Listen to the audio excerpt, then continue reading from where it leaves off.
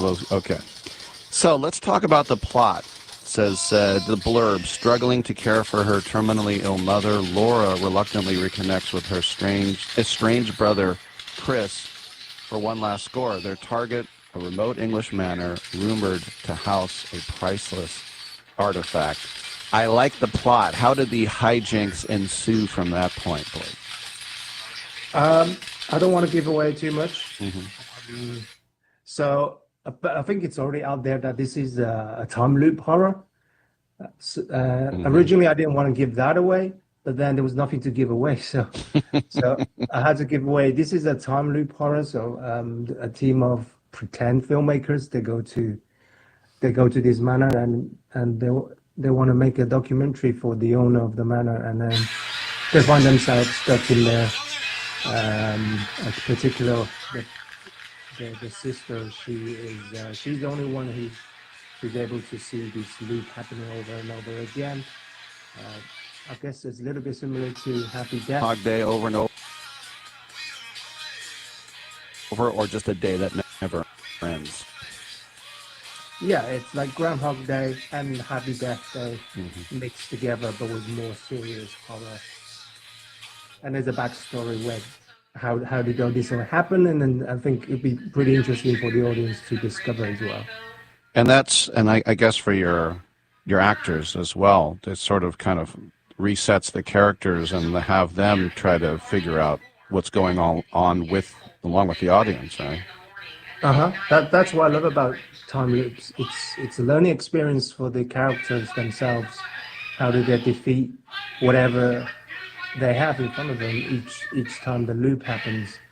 But I don't think it's never done in a serious horror manner like this before. So I hope everybody will find it rather interesting. Please respond to this quote from a colleague of yours. Manor of Darkness is a masterclass in atmospheric tension.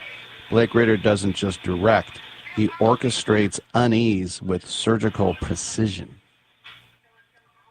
Again, I don't want to give away too much, but yeah, there are certain elements in this film I have put in there that's almost like an Easter egg that you would have to have a few rewatches to spot those. And then I like to have those precise framing and even down to the way how actors move with their body and gesture. I'm very particular to get the right feeling and the presence of those characters across on screen. So I know when you wrote Spill and you directed that as well, that was also a movie with, a violent confrontation. How much of that, this genre is just like, because now this is a little more horror. Are you going to challenge yourself saying, I'm going to do a rom-com or a Jane Austen period piece, or do you like kind of staying in this pocket? I think I'm just going to stay into a thriller and horror, more so on a suspense. And I was told that I'm pretty good at creating suspense in movies. And I think I'm going to leverage that strength in me and continuing on that journey of horrors and thrillers. Oh, action has a lot of suspense too. But rom-com, I don't know. I don't feel I have the comedy talent yet to do those. So, on a personal note, how do you find the Los Angeles scene? As some people think this is, the greatest place in the world, and some people say this is so plastic and fake, or maybe a little of both. Yeah, I have had the exact mixed opinions about LA. I think it depends who you are and what you want to achieve and how much effort you want to put in, and the result will come very differently. And some people just want to meet people and hopefully get into the industry. Then they would have a different experience to somebody who just want to work hard and do their own stuff and just put a work out there. So, but in terms of weather, it's definitely a lot better than the UK. Better than the Midlands, yes. And then finally, are you already thinking about Manor of Darkness 2, Laura's Revenge? Perhaps. You know the ending, right? You've watched it? Or? I have not watched it. I've not had the pleasure yet, yeah. Oh, right, okay. So perhaps there might be a sequel. I think it's not easy to make a sequel because the ending, but there's always possibilities. And even if you kill everybody off, you can do a prequel, right? Correct. Correct. That's if everybody died. Exactly. All right. People should check this out. Manor of Darkness. Death Awaits. And this will be coming to all the digital platforms here in North America on December 9th. We've been speaking to the man behind the project, Blake Ritter. Blake, congratulations on the film, and thanks for coming by. Thank you so much. Appreciate your time. Thank you. All right. Good stuff. And I love horror movies.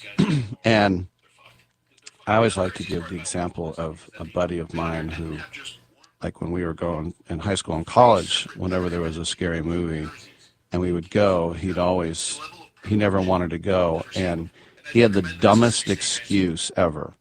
He could have just said, nah, I'm not into it.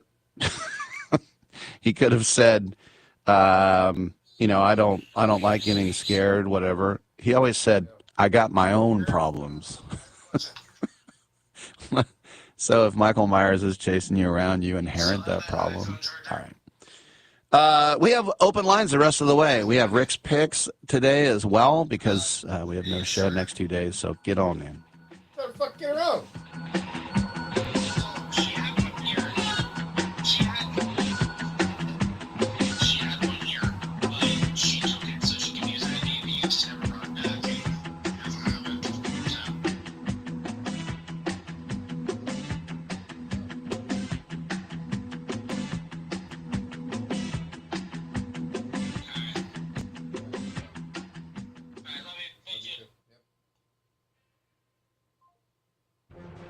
Every champion has a team behind them, and for thousands of families without insurance, Christ Clinic is that team. At Christ Clinic in Katy, Texas, they provide high-quality, faith-based health care to people who can't afford it, because everyone deserves a shot at health, no matter their income or insurance status. Their doctors, volunteers, their mission, rooted in compassion, their impact, over 10,000 patient visits every year and growing. But they can't do it without help from fans like you. If you ever cheered for a comeback story, this is your chance to be a part of one. Donate today at ChristClinicKaty.org and help them keep the doors open for those who need it most. One gift can be the difference between surviving and thriving. Christ Clinic in Katy, where health meets hope and faith goes to work. That's Christ Clinic Katy, spelled Katy.org. Team up with them today. My fellow Americans, let the message ring out that from this day forward, when you buy American, you buy the best. Handcrafted, something premium, something pure. For this is the very essence of what our servicemen and women gave their lives to protect, and by God, we shall not allow their sacrifice to be forgotten. It's time to show the world just how great American can be. And we will not wait for tomorrow to come. We will stand here, this moment, together, and we will start today.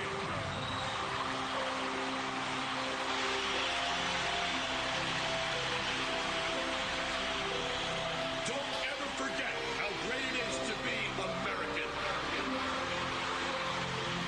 America we need right now. American. Premium vodka. Celebrate responsibly. Hey, vacation lovers, it's finally time to use all those random facts you learned on TikTok for something that actually matters. It's the Radio Trivia Challenge from thevacationbuddies.com. All right, here's how it works. Be one of the first 10 callers right now and you'll score a complimentary 3-day, 2-night getaway from the Vacation Buddies. You'll stay at none other than Westgate Resorts in your choice of Vegas, Orlando, Myrtle Beach, or Branson. You ready? According to travel stats, which of these 3 cities is the most visited vacation destination in the U.S.? A, Las Vegas, B, Orlando, C, New York City. First 10 callers get the trip. So stop scrolling and start dialing. And let's see if TikTok actually taught you anything. Be one of the first 10 callers. Call Vacation Buddies right now. 800-340-1834. 800-340.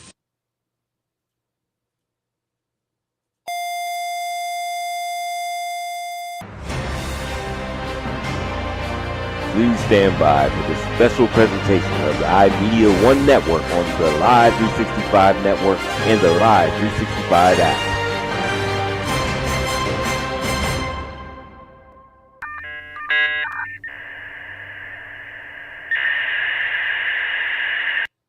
Hey, yeah, let's see how you do under pressure. Oh.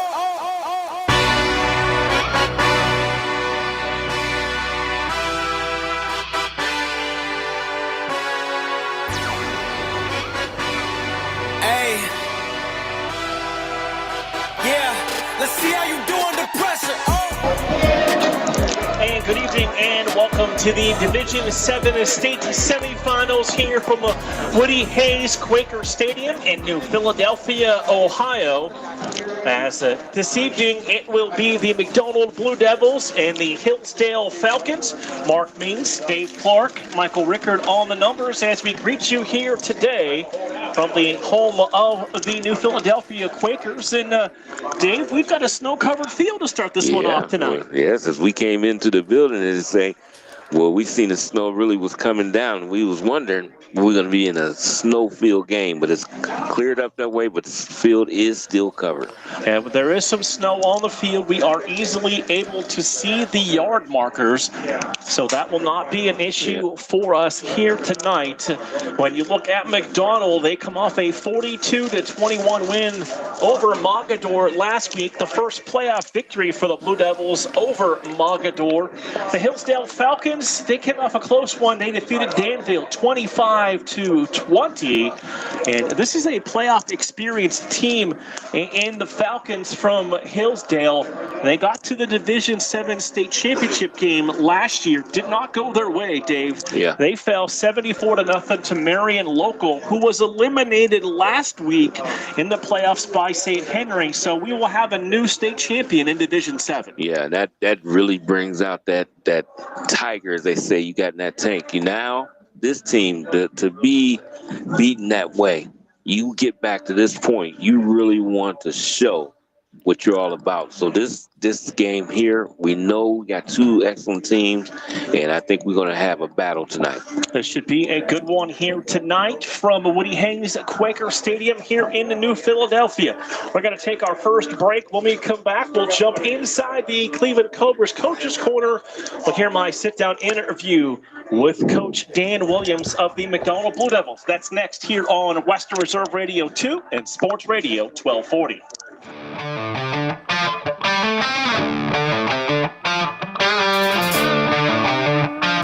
Are you ready to join the legacy? This is your chance to become part of something special with the Youngstown Patricians.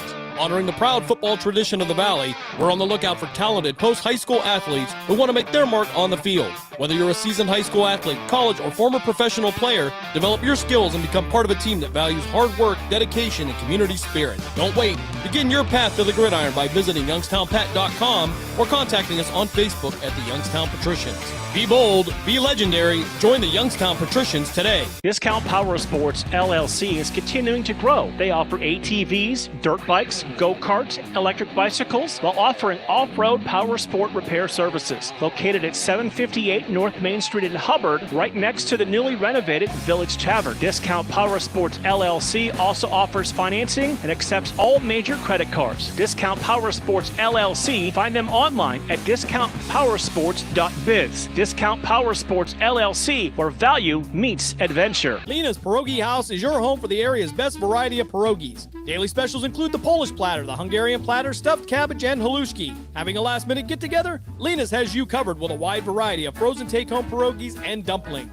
Go to Facebook at Lena's Pierogi House to see the weekly lineup of available flavors for dine-in or carry-out. Catch the best at Lena's Monday from 10 a.m. to 4 p.m. and Tuesday through Friday from 10 a.m. to 8 p.m. 20 North Main Street in Hubbard, or call 234-254-8532. During the fall and winter, grilling season never ends, and Gessler Propane is your local supplier that makes sure you get your hard-earned money's worth. Why go to gas exchanges to pay higher prices for tanks not filled to capacity? Gessler Propane makes sure you're prepared for year-round grilling with 100% filled tanks at a reasonable cost. See Bob Monday through Friday, 10 to 4, and Saturday, 9 to 3 at Gessler Propane, 702 Youngstown Poland Road, Struthers, or call 330-755-9119. Gessler Propane. They got gas. We now return you to the Youngstown Patricians High School Football Game of the Week. We are back on the Cleveland Cobras pregame show, joined by Coach Williams of the McDonald Blue Devils. And Coach, big win over a team that's been difficult for Valley teams to beat when you knock off Mogador last week, 42-21. Boy, your offense was really rolling. Yeah, we played really well last week. I'm proud of the way our team came out, got after them early and executed. And we ended up playing some defense, played some good defense in the second half, came away with the victory, and our whole community and alumni and everybody was excited. You look at the last couple of games, and boy, you really mix it up offensively. You have so many different people that can touch the ball, and not only that, but in other places in the lineup, you move guys around. Yeah, offensively, we got a lot of guys. We got a lot of weapons.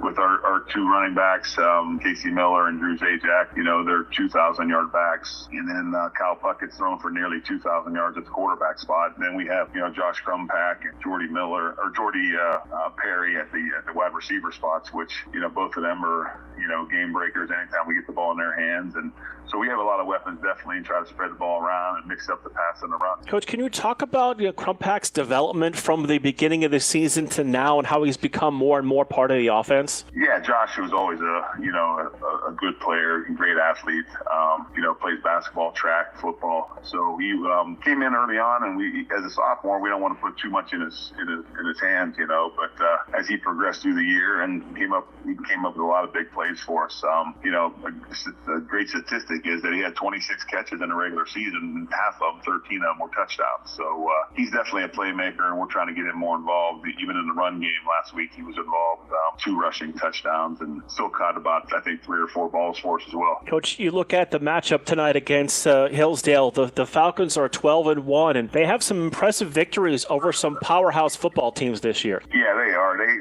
play in a tough league over there, sort of like we do, where you're playing Norway and you're playing Dalton, you're playing some schools that are very good. And, they play a good brand of football out there. They were actually in our region last year, won our region, and went all the way to the state title game. So, they definitely are capable of, putting up some numbers offensively and playing good defense. So it's going to be a challenge for us come Friday night. When you look at the numbers for them, it kind of looks like they're a balanced offense. Do they have a preference? Do they want to throw it? Do they want to run it? What are they looking to try and do? Yeah, it looks like they're probably 50-50. They got a quarterback that's thrown for over 1,000 yards, and then they got a running back that's has 1,800 yards plus. So they keep you off bounds with their RPO game, where that run throw option from the quarterback is dangerous. When you get into playing defense against them, so they're going to keep you off bounds and keep you on your toes and mix it up. How difficult was it, preparing for a team like last week that you knew from the region last year, but you really haven't played or were that familiar with? Yeah, it is a little more difficult when you don't play the teams and you're not familiar, and you only got a couple days, 2, 3, 4 days to get ready for them. So that makes things difficult. Sometimes it's better, that they don't know your familiarity and you don't know theirs. So it's an even playing field when you get to the game. But you know about them a little bit, and there's so much out there online now where people can research teams and investigate someone that's maybe further away from you, which is very helpful. The internet, of course. Coach, what is a key to get this win and move on to play at Tom Benson Stadium next week? We got to play our best football, and we got to come out ready to go and not make mistakes. And, the turnover battle is always important, and we got to I think we got to neutralize them and keep them, maybe keep their offense off the field by long sustained drive. We got to get some 3 and outs, and we got to get some outs on defense and get our offense back on the field. So it's going to be a challenge, but I think our kids are capable and they're up for it, and we're ready for things to get kicked off. Coach, appreciate your time as always. Thank you very much. Thank you. We'll have more pregame show up next.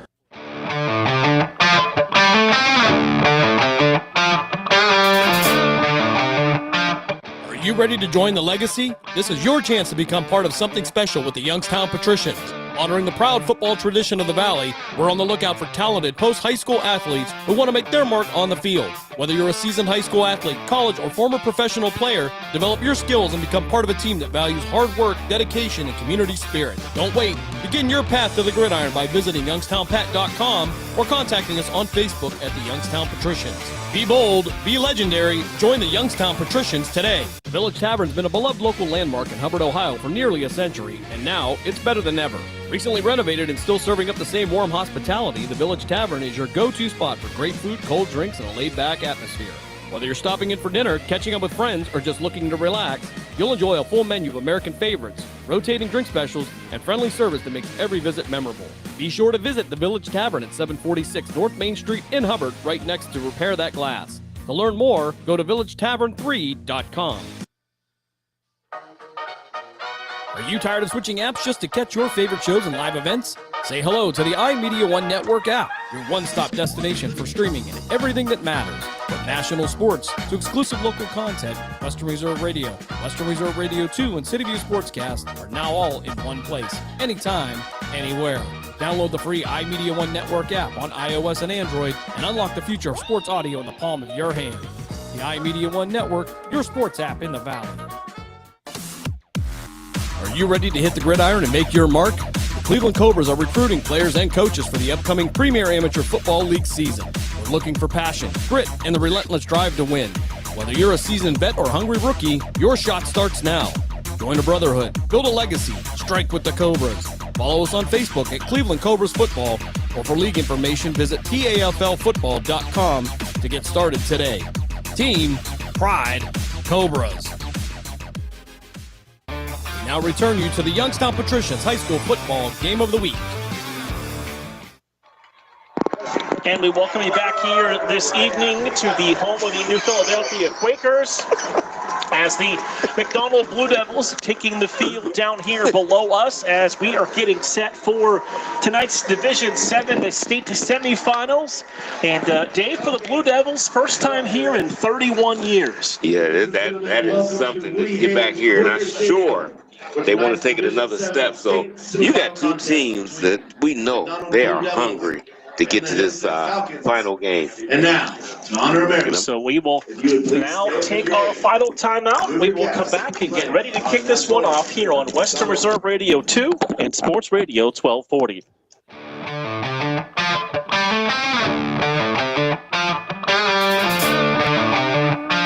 Are you ready to join the legacy? This is your chance to become part of something special with the Youngstown Patricians. Honoring the proud football tradition of the Valley, we're on the lookout for talented post-high school athletes who want to make their mark on the field. Whether you're a seasoned high school athlete, college, or former professional player, develop your skills and become part of a team that values hard work, dedication, and community spirit. Don't wait. Begin your path to the gridiron by visiting youngstownpat.com or contacting us on Facebook at the Youngstown Patricians. Be bold, be legendary, join the Youngstown Patricians today. Lena's Pierogi House is your home for the area's best variety of pierogies. Daily specials include the Polish platter, the Hungarian platter, stuffed cabbage, and halushki. Having a last-minute get-together? Lena's has you covered with a wide variety of frozen take-home pierogies and dumplings. Go to Facebook at Lena's Pierogi House to see the weekly lineup of available flavors for dine-in or carry-out. Catch the best at Lena's Monday from 10 a.m. to 4 p.m. and Tuesday through Friday from 10 a.m. to 8 p.m. 20 North Main Street in Hubbard, or call 234-254-8532. Discount Power Sports LLC is continuing to grow. They offer ATVs, dirt bikes, go-karts, electric bicycles, while offering off-road power sport repair services. Located at 758 North Main Street in Hubbard, right next to the newly renovated Village Tavern. Discount Power Sports LLC also offers financing and accepts all major credit cards. Discount Power Sports LLC, find them online at discountpowersports.biz. Discount Power Sports LLC, where value meets adventure. Western Reserve Radio is the Valley's online source for sports talk and local live events. Tune in and be a part of their live weekly shows, as well as all of the hard-hitting action of Youngstown Phantoms hockey, high school football, and the GDFL. Find them at westernreserveradio.com. Tune in and the Live 365 app to be a part of the area's sports conversation. Be sure to visit them on Facebook at Western Reserve Radio and on Twitter at WR_radio.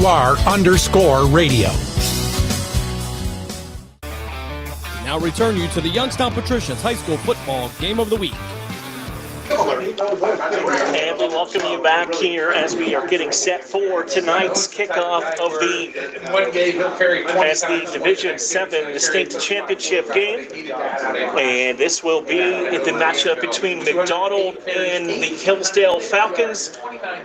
Dan, if you look at McDonald, and they are coming into action at 13-0. They give up 35 points, so they score 35.8 points per game. They give up about 14. For Hillsdale, they score about 34 points per game, only giving up 10.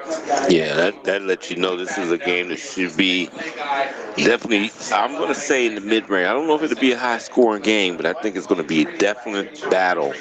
And we're going to see early what it's all about, because I think it's going to be in the trenches. And usually that is the key to a game.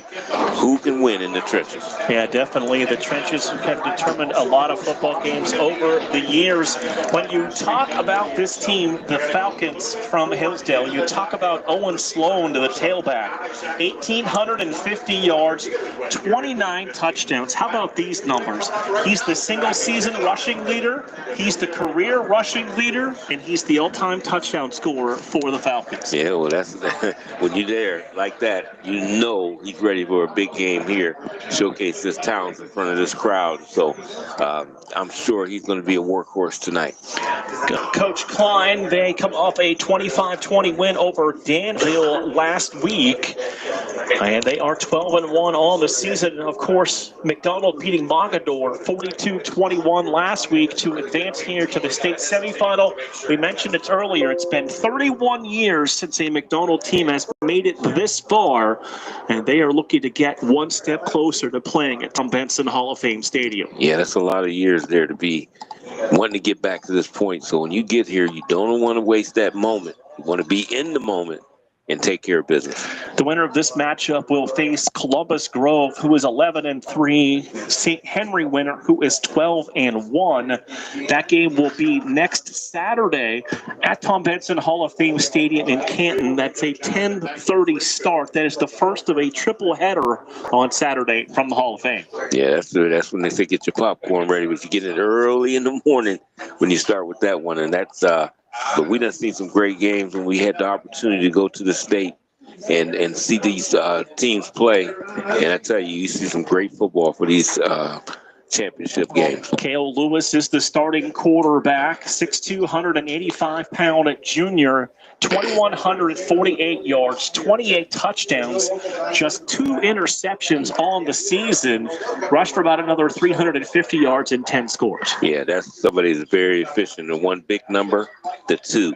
That means he takes care of the football when he throws it. So that's a very important thing in big games like this. You want to win the turnover battle, and you want to take care of that football. Hayden McFadden, their leading receiver, 41 catches, 751 yards, and 11 scores. So we will see how this one plays out here tonight from Woody Hayes Quaker Stadium in New Philadelphia, just about to get Week 15 underway. The Blue Devils have won the toss. They have elected to receive, and they will get their hands on the football first. Yeah, and it surprised me, too. They want to get the ball first. Most teams win it, they usually defer, but they want to try to put the pressure right out the box on Hillsdale. Hillsdale, white pants, white jerseys, blue numbers trimmed in gold. McDonald, blue pants, blue jerseys, white numbers, blue helmet with the white M on the side as we are ready for the Division 7 state semifinal. Back deep for the Blue Devils, it is going to be Josh Trumpak and Casey Miller. And it looks like handling the kicking duties will be Brock Bauer, a senior kicker. Well, to get a number, that is number 10, handling the kickoff duties for Hillsdale. That is Hayden McFadden, who will do the kickoff here. We had a pretty significant burst of snow as we were entering the stadium, but not since then. Not since then, so it's nice, it's perfect. It's this football weather, Northeastern Ohio style. We are ready to get this one underway. Thank you for joining us tonight right here. Sports Radio 1240 WBBW Youngstown and Western Reserve Radio 2. That kick is fielded across the 20 brought back across the 25 to the 30 to the 33-yard line. And that is where things will get underway here tonight. Yeah, not bad there on that. That's one guy that gets them going. Is Poole there. He gets the ball and takes it right up the field like you should on a kickoff and get as much as you can. And now to be able to start the 33-yard line. So first and 10 from the 33-yard line for the McDonald Blue Devils. Here comes Kyle Puckett to bring the play in. It is a busy press box here tonight in New Philly. Multiple radio stations here for this big game. Going to send a wingman in a motion. They give the football to Drew Zajac, and Zajac got hit right at the line of scrimmage for no gain. And it brings up, I'll give him maybe one, Dave. It's second down and 9. Yeah, generous spot there. They gave him a yard. It looked like he got not nowhere on that one, Mark, but they were generous enough to give him a yard. Good conversion on that defense. Second down and 9 for the Blue Devils. It'll be Jordan Perry out to the right side and Wade to the right side as well.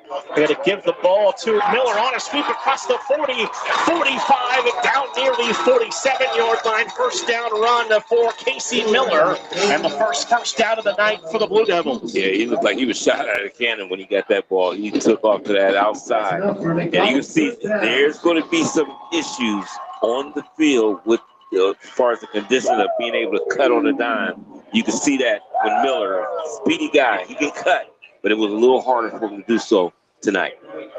First and 10 for McDonald, right to left here in this opening quarter from their own 48-yard line.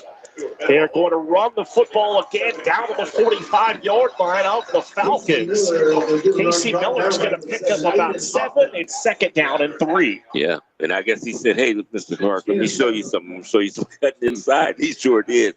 And that little phone booth that he went through, he basically cut through there very nice to pick up that game. So second down and 3, just underway. Opening drive for the Blue Devils now at the Falcon 45-yard line. Crumpack on a wing, also Miller on a wing. They're going to give it to Crumpack, trying to cut to the outside, looking for a block. He didn't get it. Yep. And Josh Crumpack's pulled down right at the line of scrimmage. Now they're going to say give him a loss of 1. It's going to bring up now a 3rd and 4 for the Blue Devils. Yeah, Crumpack there. A lot of runners like to get to the outside, but he made the wrong choice there. Miller had took his player like he should to the outside. He should have cut up inside. He may only got a few yards, but he would have got something positive out of it. So 3rd and 4 from the 46. Under 10 minutes to play here in the opening quarter. Blue Devils hustle to the line of scrimmage. Zajac, the tailback. But it's Kyle Puckett under center. They turn, give it to Miller. Stutter step to the outside, and Miller's pulled down at the 45-yard line. It's 4th and 3, and decision time for Coach Williams. Yeah, this is tough. You're in that in-between time. You know you're definitely not going to kick any field goals or anything like that. But I think you should punt it here because you put the onus on the other team. And that is what it looks like the Blue Devils will do. Brady Klockner coming on to punt. The 6'1 senior, 34 yards a kick on the season with a long of 65. Brady Klockner, number 12. So they will send back for the Falcons. That's Brock Bauer, the slot receiver. Good snap back to Klockner. Rushes on, gets the kick away high, short off the side of his foot. But this will take a McDonald roll, and that's going to head out of bounds at the 21-yard line. So not a thing of beauty, Dave, but still effective. Yeah, he got a nice little bounce out of there. Got it to 21. That's not bad field position also for the Falcons as they get their first opportunity on offense. But that right there, the way that punt went off, it looked like it wasn't going to be a good one with a great bounce on it. So Cale Lewis is the quarterback. Owen Sloan is your featured tailback. We're going to start with trips to the right. Single back in the backfield. That's Sloan with Lewis. Got to give it to Sloan on first down. Up the middle, across the 25, 30, 35, 40, 45, 50, 40, 30, 20, 15, 10, 5. Touchdown Hillsdale. They go right down the field and put the ball into the end zone. I mean, that hole open there, and he broke that one tackle tackle, there was nobody else left in the middle of the field, and he took it the distance, 79 yards on that run. So 8:38 to play here in the first, and a 79-yard touchdown run for Owen Sloan, his 30th score of the year. And this will bring Brock Bauer on. Yeah, they will bring the kicker on to attempt this. This is going to be, looks like Lewis will do the holding. High snap. The kick is on the way, and the kick by Brock Bauer is up and good. 8:38 to play in the opening quarter. It is Hillsdale 7 and McDonald 0. We're back after this on Western Reserve Radio 2 and Sports Radio 1240.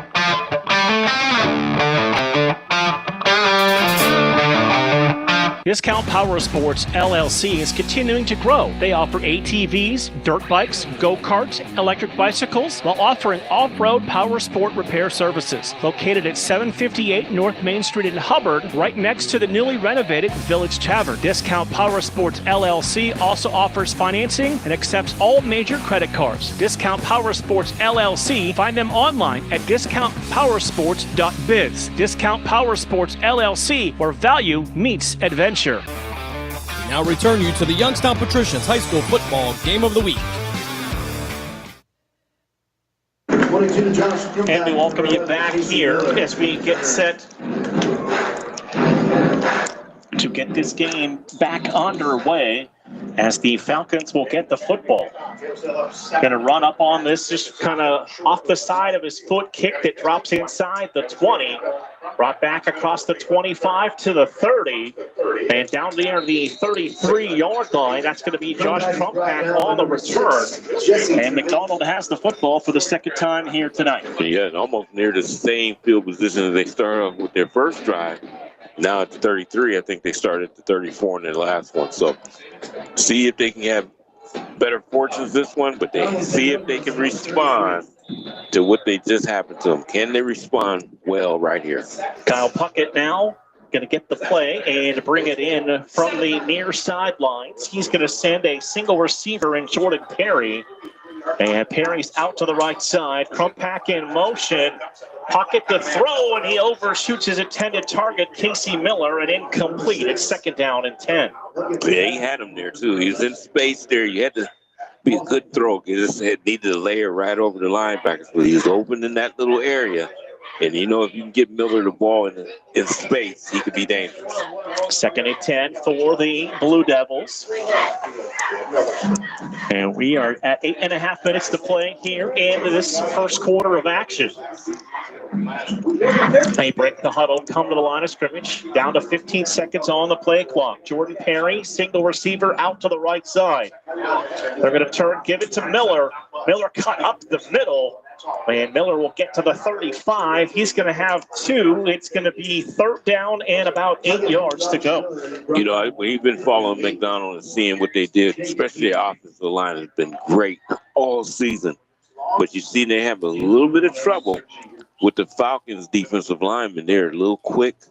They're getting inside and in the gaps, and they're able to stuff these runs right away.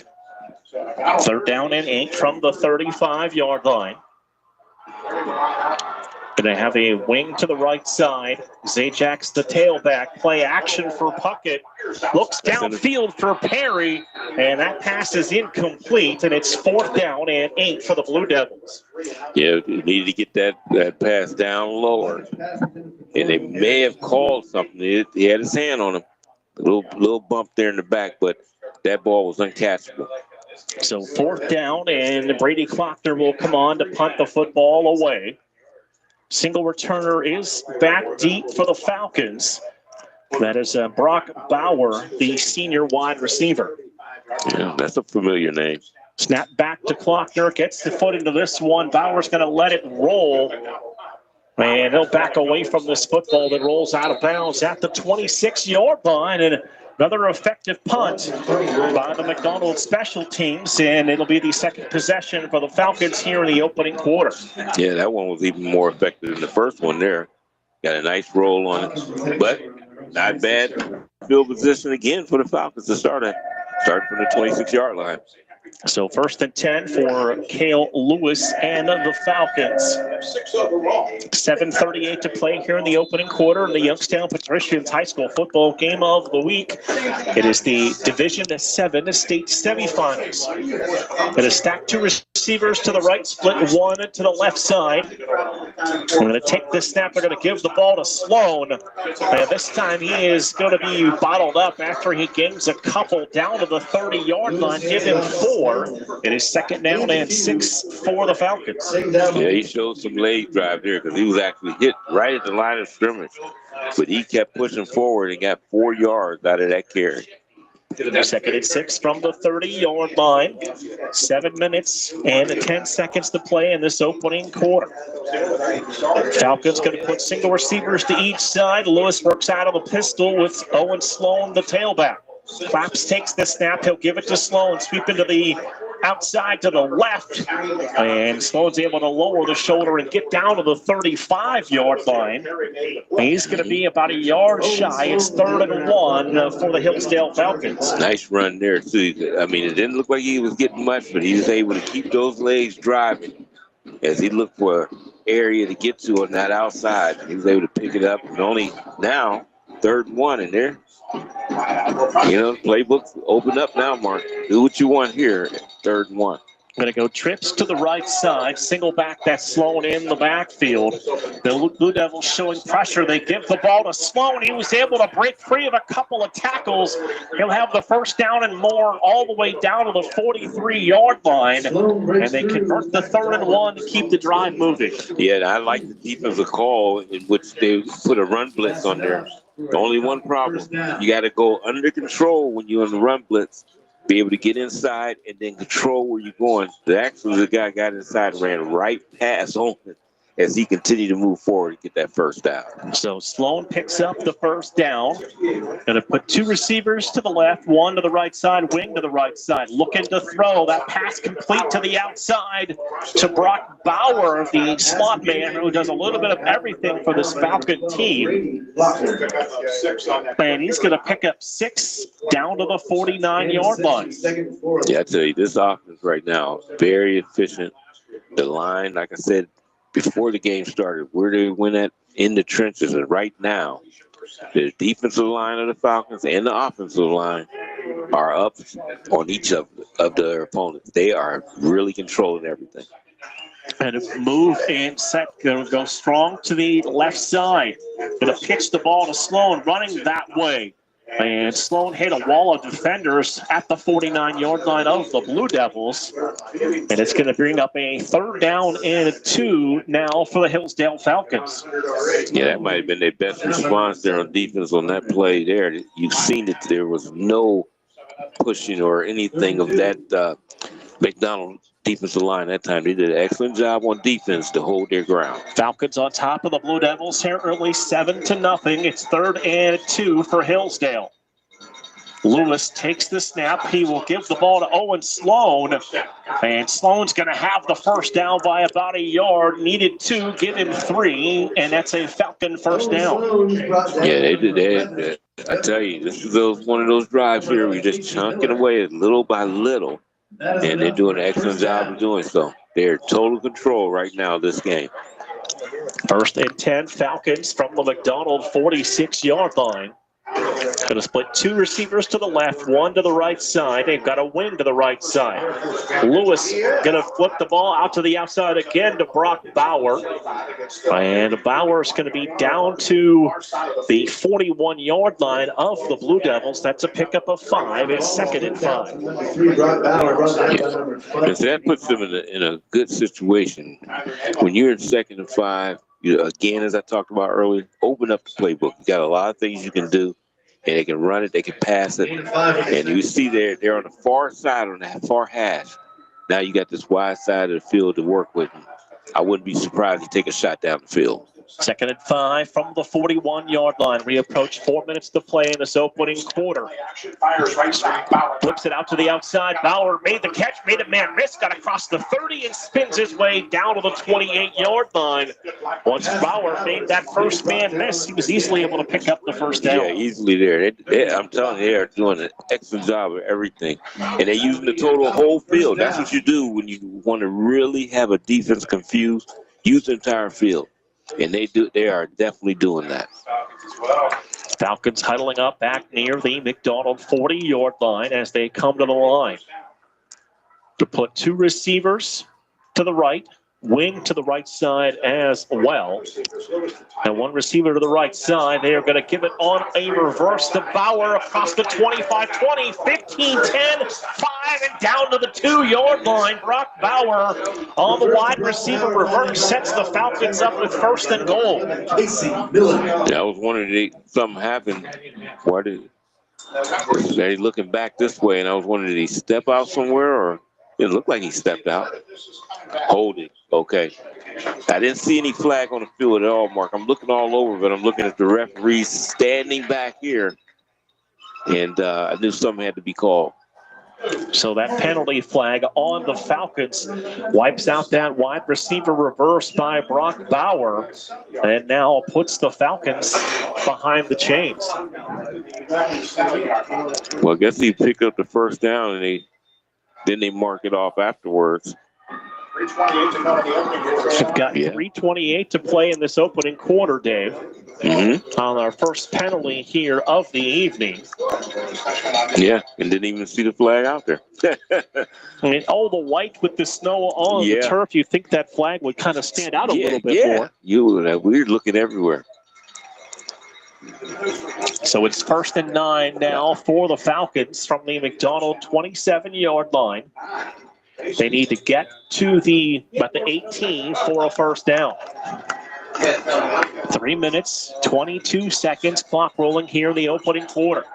We're going to flip it out now. This receiver makes the catch. He's able to get upfield and down near the 20-yard line. That's the tight end, Knox Lewis. He is a well-used receiver. That's his 32nd catch of the year for over 360 yards. So they definitely do it. He's a part of their passing game that they go to. Like you said earlier, good stats, over 2,100 yards, throwing the football, 28 touchdowns, and the big stat is taking care of the football, only 2 interceptions. And it will bring up a second down and a 4 for the Falcons from the McDonald 22-yard line. Two receivers left, wing to the right side. They are going to give the ball to Sloan with blockers inside the 15, still carrying tacklers inside the 10-yard line. It'll be first and goal for the Hillsdale Falcons on the run by Owen Sloan, the senior tailback. What I like about Owen is he keeps those legs driving all the time. That's all I was watching there, not anything else. I seen the blocking was great, but just to see how he's running the football under control and getting to all these big carries. Unofficially, Sloan 7 for 115 and a touchdown here in this opening quarter. Going to put two receivers to the left, wing to the right side. Going to set up the screen. Receiver makes the catch, turns the corner, and he walks into the end zone for a touchdown. Aiden Slallier makes the catch. That's his second receiving touchdown of the season. And the Falcons are now up by 13. And they'll be seeing him a lot. He's only a sophomore. Well-designed play there, too, because once he got the ball, he had the one blocker there. All he had to do was beat the one defender to the post, and he was able to do that. So Lewis to Sawyer for the touchdown. And now they will come on Brock Bauer for the extra point. 13 of 16. Snap and hold, and the kick is up, and it is good. 2:39 to play in the opening quarter. It is now Hillsdale 14 and McDonald 0. We're back after a quick break on Western Reserve Radio 2 and Sports Radio 1240.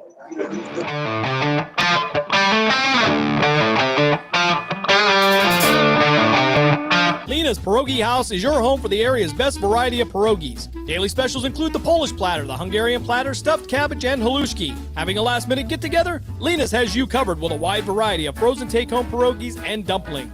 Go to Facebook at Lena's Pierogi House to see the weekly lineup of available flavors for dine-in or carry-out.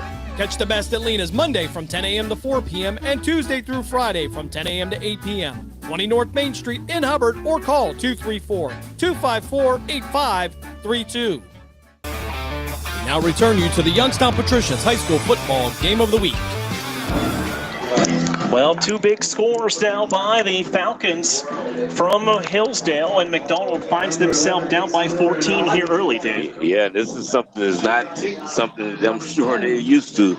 So we got to see just what they're made of in this game. So the kickoff is going to be off the side of the foot, another Village Tavern kickoff that is going to be brought back by the Blue Devils down to about the 29-yard line. As let's get you a number on that return.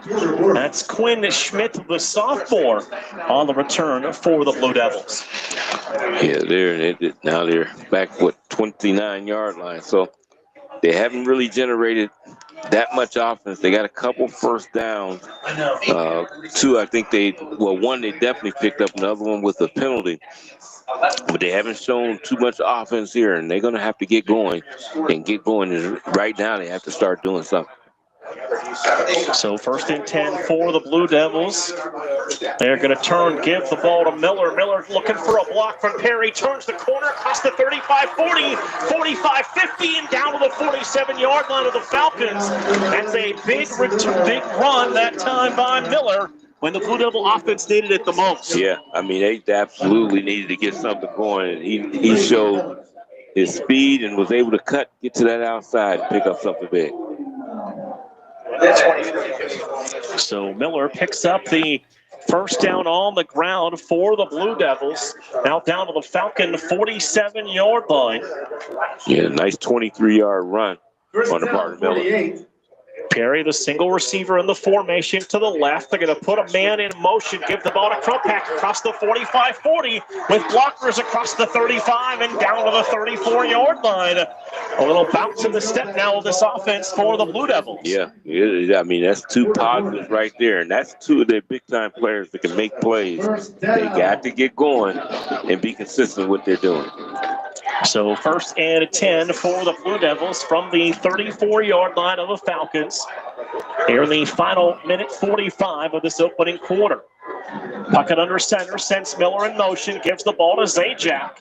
And Zajac able to push the pile forward down to the 32. He's going to have about 2 on that carry and set up a 2nd down and 8 for the Blue Devils.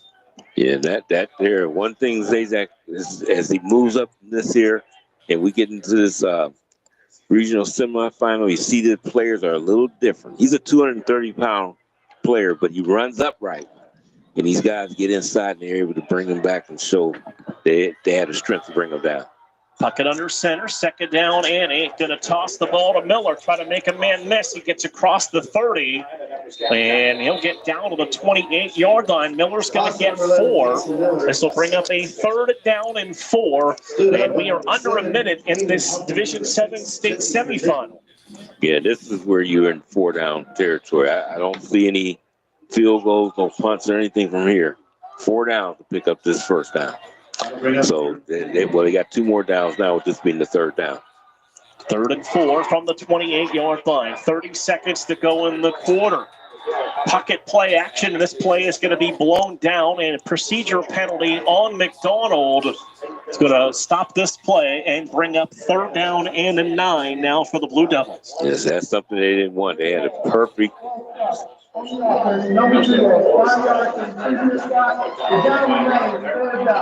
As you can hear in our crowd mic, the officials are mic'd as well. Yep. They called that on Perry. Moved early, and they got that call. They didn't need that at all. Now you got 2 plays to get 9 yards. So this is going to be 3rd down and close to 10 now for the Blue Devils. 2 receivers go to the right. Puckett drops the throw. hit as he throws. The ball floats in the air, and that pass is going to be dropped and incomplete. Perry got hit from behind, could not hold on to the football. It's going to bring up 4th down and 10 with just 1 second remaining here in the opening quarter. Yeah, that ball floated over there, but it got to him, and I was kind of shocked. It got right there, and he wasn't able to hold on to that ball when he took that jolt from the back. So one more snap of the football here in this opening quarter. And the thing about it, Mark, he's right there at the first down mark. He made that catch, he probably would have had the first down. 4th and 10 for the Blue Devils. It's going to be Crumpack, the receiver, out to the right, Perry to the left.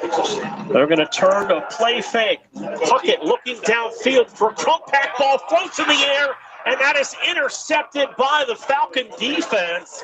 Stepping in front of that throw, that was Brock Bauer, number 3, on the final play of the opening quarter. After 1, it is the Hillsdale Falcons 14 and the McDonald Blue Devils 0. We're back after a quick break on Western Reserve Radio 2 and Sports Radio 1240.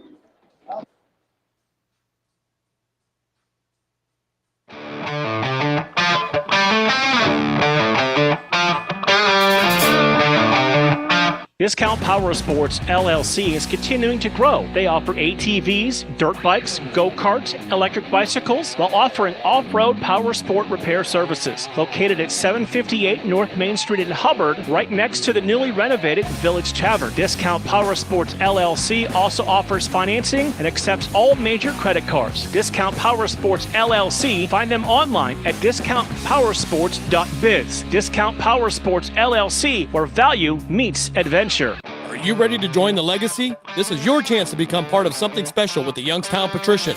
Honoring the proud football tradition of the Valley, we're on the lookout for talented post-high school athletes who want to make their mark on the field. Whether you're a seasoned high school athlete, college, or former professional player, develop your skills and become part of a team that values hard work, dedication, and community spirit. Don't wait. Begin your path to the gridiron by visiting youngstownpat.com or contacting us on Facebook at the Youngstown Patricians. Be bold, be legendary, join the Youngstown Patricians today. We now return you to the Youngstown Patricians High School Football Game of the Week. Let's go, team! So the Falcons take over on the interception thrown at the end of that opening quarter by Kyle Puckett, just his 6th of the season. And now the Falcons have the ball at their own 7-yard line, this time working right to left. They're going to run it with Sloan on first down. And Sloan able to get that second effort and push the pile across the 10 to the 11. That's a gain of 4. It's 2nd down and 6, Dave. Yeah, and as I said, just that leg drive and then his offensive line helping him get those yards. Even though they were stacked up pretty good, he still was able to grind out 4 on that play. Discount Power Sports scoreboard. The winner of this game meets the winner of Columbus Grove and St. Henry. St. Henry with an early 7-0 lead on Columbus Grove. So it is 2nd and 6 for the Falcons. Trips to the right side. Single back in the backfield. Cale Lewis is the quarterback. Fires the pass out. That is caught. Got through a wave of defenders across the 20, 25-30, 35-40, 45-50. He's going to go 30, 20, 15, 10, 5, touchdown Falcons. Hayden McFadden, the senior, got a block, and he was down the sidelines for the touchdown for the Falcons, who now lead this 20-0. 89 yards on the reception that time.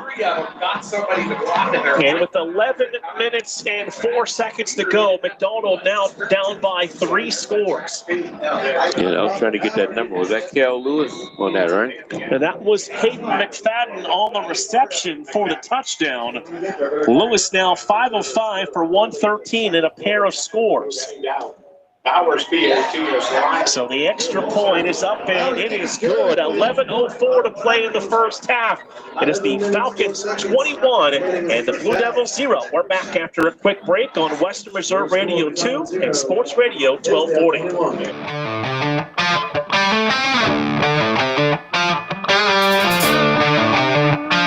Village Tavern's been a beloved local landmark in Hubbard, Ohio for nearly a century, and now it's better than ever. Recently renovated and still serving up the same warm hospitality, the Village Tavern is your go-to spot for great food, cold drinks, and a laid-back atmosphere. Whether you're stopping in for dinner, catching up with friends, or just looking to relax, you'll enjoy a full menu of American favorites, rotating drink specials, and friendly service that makes every visit memorable. Be sure to visit the Village Tavern at 746 North Main Street in Hubbard, right next to Repair That Glass. To learn more, go to villagetavern3.com. We now return you to the Youngstown Patricians High School Football Game of the Week. And we welcome you back here to Woody Hayes Quaker Stadium, where the Blue Devils find themselves down 21-0, Dave, with 11 minutes and 4 seconds to play here in the first half. Yeah, I mean, this is really a big hole they have now. And we thought we were going to have a Village Tavern kickoff, but we've got a flag and got an offsides on the kick on the Falcons. And, of course, all kicks brought to you by the Village Tavern. For nearly 100 years, the Village Tavern is one of the area's favorite local spots for great food, cold drinks, and a laid-back atmosphere. Located at 746 North Main Street in Hubbard, or online at villagetavern3.com. First penalty called on the Falcons, and they're going to kick it again. Yeah. And really, we've done been flag free, really. This has really just been a game that's been played. He left his flag on the field there. There you go. Gotta go pick that back up in case you need it again. Yeah. So the Falcons ready to kick the football. The two men back deep at about the 20 for the Blue Devils. This will be another little pop-up kick. Crumpack across the 25-30. Cuts back 35 on his feet to the 40, 45-50, 45-40, 30. Cuts back to the 25, and he'll get back out of bounds near the 20-yard line. Big return by the sophomore Crumpack to give the Blue Devils some good field position. Yeah. Absolutely, Mark. He took off there, and that's how you return a kick there. Take it to try to get it to the house if you can. He did an excellent job breaking it to the outside and getting much as he could out of it. So nice return by Crumpack on the play. And there was a penalty added on to that run by Crumpack on the return. That will be the second penalty called on the Falcons. And they're going to move this football inside the 15 and put it down at about the 12-yard line. Yeah, they needed this. I mean, you got a big hole to climb out of, and you need to have an opportunity to get into the end zone here. This is big. They will set it down officially at the 13-yard line. It's going to be Perry, the single receiver, to the left side. Zajax, the tailback. They're going to give it to Casey Miller. Miller trying to bounce to the outside. And Miller's inside the 10 and down to near the 7-yard line. Another Valley team in the area is still playing on the Discount Power Sports scoreboard. First quarter action, Cardinal Mooney leading Wheelersburg 7-3. Okay, Cardinal Mooney then jumped out. Under 10.5 minutes to play here in this first half. It is 21-0. With the Hillsdale Falcons on top. They're going to run the ball with Miller, and Miller gets tackled by a pair of Falcons just shy of the 5-yard line. So this is going to set up now third down and a 3 for the Blue Devils, trying to get some points on the board. It's two downs to go here, so you know they're in that 2-down territory to pick up these 3 yards. Puckett gets the play from the far sideline, the near sideline. Now he'll bring it in. It'll be Perry, receiver out to the left. Crumpack's going to be a wing to the left side as well. Miller's in the backfield. They're going to give the ball to Miller. Trying to bounce to the outside. Cuts inside, and Casey Miller drives for the goal line. He's in on a 6-yard touchdown drive, and a big, quick response by the Blue Devils. Yeah, and they needed that because, I mean, they were getting to a big-time hole. They still got a lot of work to do, but that right here can inspire a football team to get on the right track. So Miller finds the end zone, and that'll be his 15th rushing touchdown of the season. Now Crumpack will do the holding. Snap and hold are good, and the extra point was might have been partially blocked, but Larson able to get enough of it to get it over the crossbar and good. 9:35 to play in the half now. 21-7 as the Hillsdale lead cut to 2 scores and a big response by the Blue Devils. Yeah, absolutely. I tell you, they got the energy going with that big-time kick return, and from there on, they was able to punch it in with Miller finishing it off there and being able to pick up that touchdown. I tell you, that right there can inspire, as I said earlier, inspire a team to get everything together. But that Falcons offense has been really a great job so far, and they got to find out a way to slow them down. Time for the Discount Power Sports kickoff here with 9:35 to play here in this first half. And it is a 21-7 lead for Hillsdale. And for McDonald on the kick, that will be Anthony Larson, the senior. Larson will put this one on the turf. It'll bounce across the 30. Picked up at the 20-yard line to the right side, 25, 30, 35, 40, 45, and out of bounds into the Falcon bench at about the 47-yard line. And there's some speed on this Hillsdale Falcons football team. Yeah, absolutely. I'm just shocked that they did that. It was one of the things I looked at last game for McDonald. That little just kicking it like that. You've given up a lot of field position. And with this team, it's even speedier than the Mogador football team. This here, you got to put the ball back there and make them earn every yard. Hillsdale from their 45-yard line, right to left here in the second quarter. Back to throw. They'll set the pass up, caught by Sawyer. And Sawyer's going to dive down to midfield. He'll pick up 5 yards. It's second down and 5. And that's what the Falcons have been able to do, Dave, getting 5 yards pretty consistently on first down. Yeah, they have. And like I said, when you do that, that's halfway there. They open a playbook up completely because you can do all kinds of things. You really good. And the way things have been going, these teams are looking at 4 down all the time. So to start out and only be 2nd and 5, that's a great job. 2nd and 5 from midfield. 2 receivers to the right, a wing to the left side. Lewis takes the snap. He'll hand the ball off to Sloan. Sloan hammers across the 45 for the first down and down to the 43-yard line. And we heard about Owen Sloan coming into this game, and he is everything he was advertised to be. Yeah, he absolutely runs with force, and then he's just real patient in his running style. He's not rushing to the hole or anything. He finds his gaps, and then he takes off once it's there. Sloan, 5'10", 195-pound senior, single season and career rushing leader in Hillsdale Falcon history. Gonna go trips to the right side, single receiver to the left. They clap, turn, they're gonna give it to Sloan on a stretch, trying to bounce to the outside. And he was pulled down from Perry from behind after a gain of just 1 yard. It's second down and 9. Yeah, that looked like that play right there was a little out of sync. If you've seen the quarterback, he was actually trying to get out there and get that ball on. It looked like it was still slow on the execution of that play. If you've seen it, he did a spin, the handoff, and Owen wasn't there. He had to go out and get it to him. So second down and 9 from the 42-yard line. Wing to the right, 2 receivers to the left. They again set up the screen. Receiver makes the catch, stiff arms the defender across the 35, 30, 20, 15, 10, 5, and touchdown for the Falcons. As they found number 2, Davis Radcliffe. And Radcliffe got to the outside and found the end zone for the Falcons for their 4th touchdown here of this opening quarter. Yeah, I mean, that right there, no excuse for it. I mean, they're doing the same thing, and which is why not.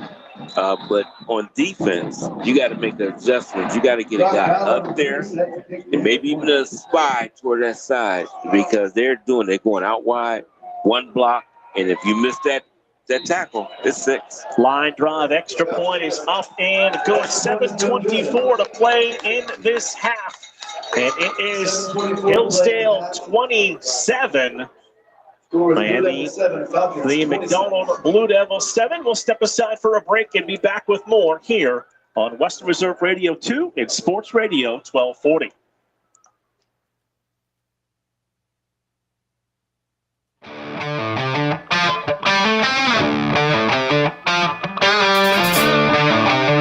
Discount Power Sports LLC is continuing to grow. They offer ATVs, dirt bikes, go-karts, electric bicycles, while offering off-road power sport repair services. Located at 758 North Main Street in Hubbard, right next to the newly renovated Village Tavern. Discount Power Sports LLC also offers financing and accepts all major credit cards. Discount Power Sports LLC. Find them online at discountpowersports.biz. Discount Power Sports LLC, where value meets adventure. We now return you to the Youngstown Patricians High School Football Game of the Week. 7:24 to play in the half. Falcons set to kick the football back to the Blue Devils. This will be a bouncer picked up across the 30, across the 35, and down to about the 38-yard line, and that is where McDonald will take over on the return. That's really not wanting to challenge these Blue Devil returners by kicking the ball off. Yeah, I see that. They don't want that. They didn't see what happened last time there, but they have done an excellent job of covering except that one kickoff there with Crumpack. Now let's see, can they respond once again on offense? Zajax, the tailback, Puckett under center, receivers to each side, Puckett to throw. Has that pass complete across the 45, 50, 45, and down to about the 43-yard line. And that is Josh Crumpack on the reception. Another one of those players that does a little bit of everything for this Blue Devil team. Crumpack over 900 yards receiving and over 200 yards rushing on the season. Yeah, he's been doing an excellent job. One of our guys we didn't talk about, super sophomore. He can make plays when he has to. So, boy, the Youngstown area loaded with unbelievably athletic sophomores this year. Yes, they are. Receivers to each side. Puckett looks to throw. Puckett going to take a shot, looking for Crumpack, and a little too much on that football, and it was knocked away and incomplete. A little bit of an overthrow that time, as the closest player there was Porter Borman, a freshman defensive back for the Falcons. Yeah, and thank goodness it was an overthrow, because that play was locked down from the beginning. Great defensive coverage there. He had somebody over top and underneath, so it was nothing that was open there. So they'll come right back to the line of scrimmage. It'll be Perry as the receiver to the right. Crumpack's the wing to the right side. They give the ball to Miller. Miller across the 40, 35, 30, 25, and down to about the 23-yard line. That's another run for a first down for Casey Miller. That will seem to be figuring things out on offense and how to move the ball on the Falcons. Yeah, I tell you, you got to get it in the hands of these guys that can make plays. He has some great running ability. This is something we seen them early in the year, and he was basically just a wing back where they would toss a couple outside passes to him and things like. Didn't really wasn't the runner, but you see he is a viable runner for them. Miller over 1,100 yards rushing on the season. Gets the handoff again. This time he's going to be stood up at the line and a push back for no gain. The Falcon defense, they knew right where number 11 was on that play. Right. They was waiting the official there. I'm watching him getting ready to go to his flag. He thought that Miller was going to respond. Yeah, but I think as a referee, they need to go and let the defensive player know when the whistle's blown. Let the player loose.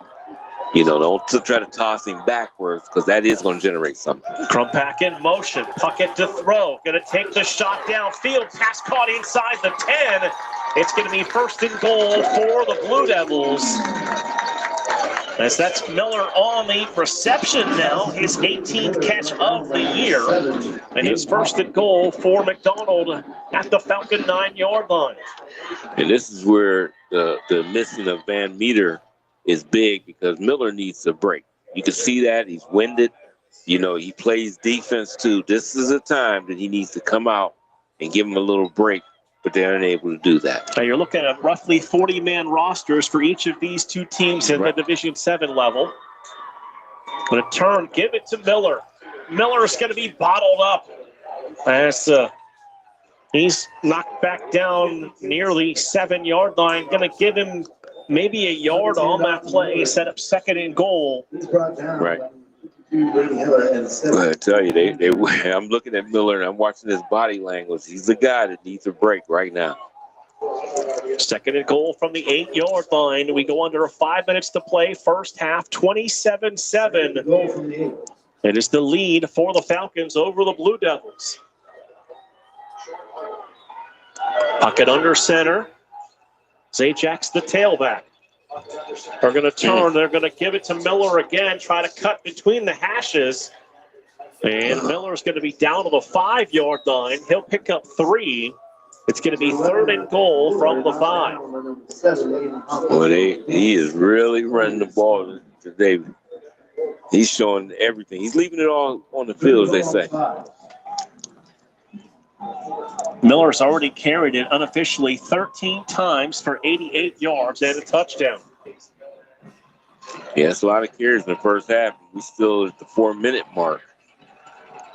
3rd and goal from the 5. It'll be compact to the left and Perry to the right side. Split backs on the backfield. Pocket under center.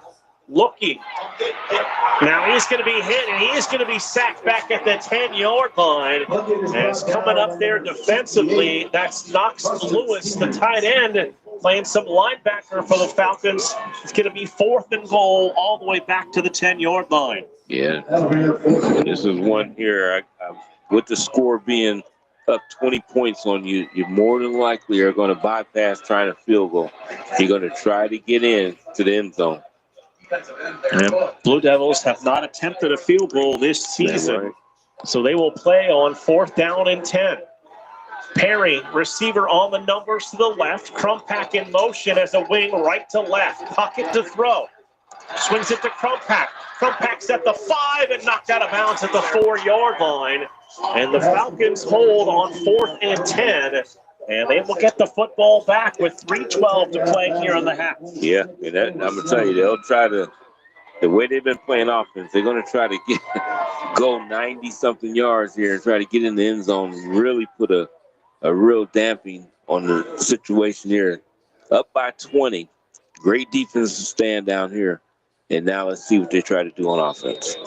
We mentioned it in the pregame show, brought to you by the Cleveland Cobras. This is an experienced Falcons team that will finish state runner-up in Division 7 last year. So 1st and 10, Hillsdale from their 3. They're going to run the ball with Sloan.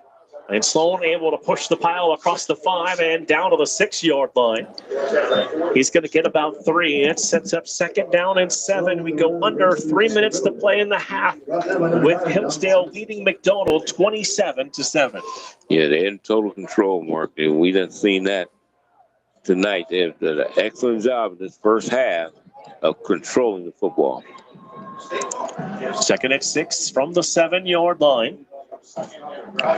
To put a wing to the right, 2 receivers to the left.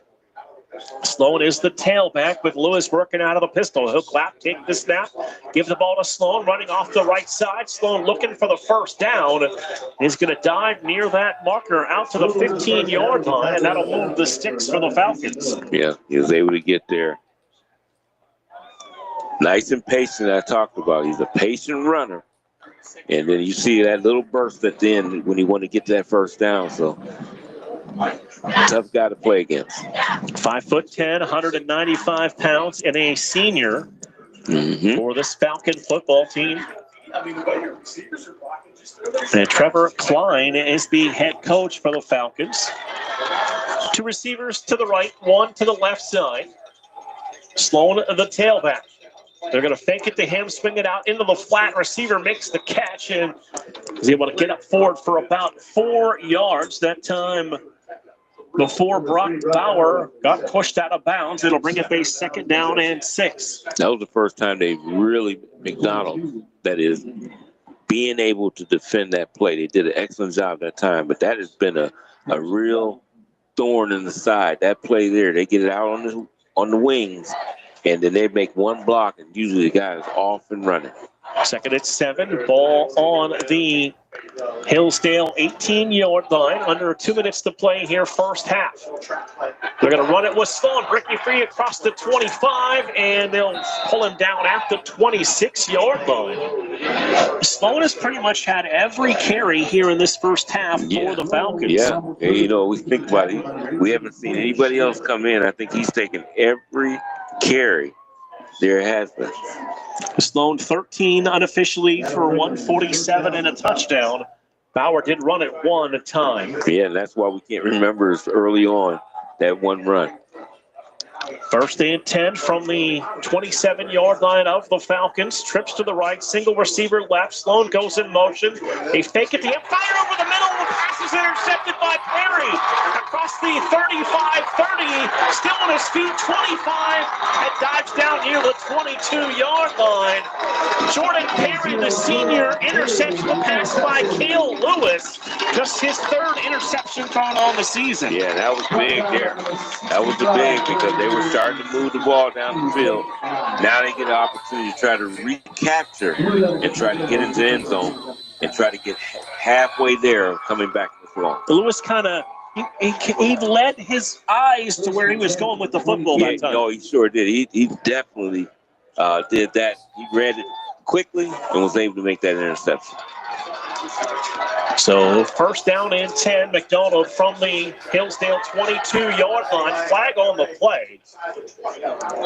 As the run will get inside the 20 down to about the 14-yard line. It's coming back, I think. So that is a sideline warning on McDonald, so that will not be a penalty. So 2 flags on each team and a turnover on each team so far here in the first half. Yep. It's really been a smooth running quarter, both quarters. And the referees are allowing them to play too. 42 seconds in the half. Both teams with all of their timeouts. Blue Devils sprint to the line. Perry, the receiver, between the hash and the numbers to the right side. They're going to give it to Miller. Excuse me, that's Crumpack. Crumpack inside the 10 and out of bounds near the 6-yard line. Josh Crumpack's become much more involved in this running game the last few weeks. Clock stopped 26 seconds and a half. Yeah, he has, and that's what they got to do. They got to go. I mean, it was really wearing Casey Miller out. He was running every play.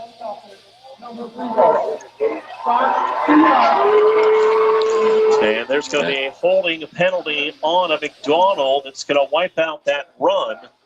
And it's going to put the Blue Devils in a tough situation here, Dave, with just 26 seconds to go in the half. And I seen Perry there at the end. I didn't think they was going to call it. It was basically where they both were on the ground. He laid there on top of him, didn't really allow the guy to get up. I guess they called the holding there. So single receiver, Jordan Perry is to the left. Pocket looking, now fires over the middle, and the low pass is incomplete at the 5-yard line. The intended target that time was the tight end, Brady Schobel. And that pass will stop the clock. 21 seconds to go here in the half. It's 3rd and 6. Back at the 18-yard line for the Blue Devils. 3rd and 6 for the Blue Devils at the 18-yard line. 27-7 is the lead for the Hillsdale Falcons here in this Division 7 state semifinal. Winner to Tom Benson, the Hall of Fame Stadium for a 10:30 a.m. kickoff next Saturday. Trips to the left. Pocket going to roll that way. Setting his feet. Now he'll come back to the right side. Avoids the rush. Stays on his feet. And Pocket back down to the 18-yard line. After all that running, he's going to lose about 1 yard. And the clock will stop with 11 seconds to go here in the half. Yeah, he allowed his eyes to go down. And once he did that, it was a big problem. McDonald calls the timeout. We will keep it right here. Remind you, you're listening to the Youngstown Patricians semi-pro football team game of the week. The Patricians are looking for post-high school and college talent to join their roster. For more information, check out the Patricians on Facebook, or you can call John Galbraith at 330-540-1099, or you can stay tuned for my halftime interview with John Galbraith. Yeah, that would be nice to hear from John. He's been doing a good job with the Patricians, and they're really coming around. Working on rebuilding that coaching staff. They hired a new head coach. They've added a new offensive coordinator as well. We'll also get you updated on the first half stats. We'll check in on the Cardinal Mooney State semifinal game going on as well tonight. Should the Cardinals advance, they would play the last game of all the state championship games Saturday night at 7:30 at Tom Benson Hall of Fame Stadium. It's 4th and 7 for the Blue Devils. Puckett on play action. Going to swing the ball out to Miller. Miller made a diving catch. And we're going to have to look at the spot. No, they're going to say he's short. Yep. He lost his footing a little bit and then trying to regain it and fall forward. Yeah. And he's going to be about 1.5 yards shy. That's the second turnover on downs for the Blue Devils. Yeah, that pass there was led way out in front of him. He had to put that right on him so he could continue to run. He would have been able to pick up that first down. Once he led him too far, caused him to lose his balance and made the catch, but just a little short. So just 6 seconds remaining here in the first half of action. They'll snap it back to the quarterback who will take a knee. And they will head into the locker room. Our score here at the half, it is the Hillsdale Falcons 27, the McDonald Blue Devils 7. We'll take a break, come back with the halftime show. That's up next here on Western Reserve Radio 2 and Sports Radio 1240.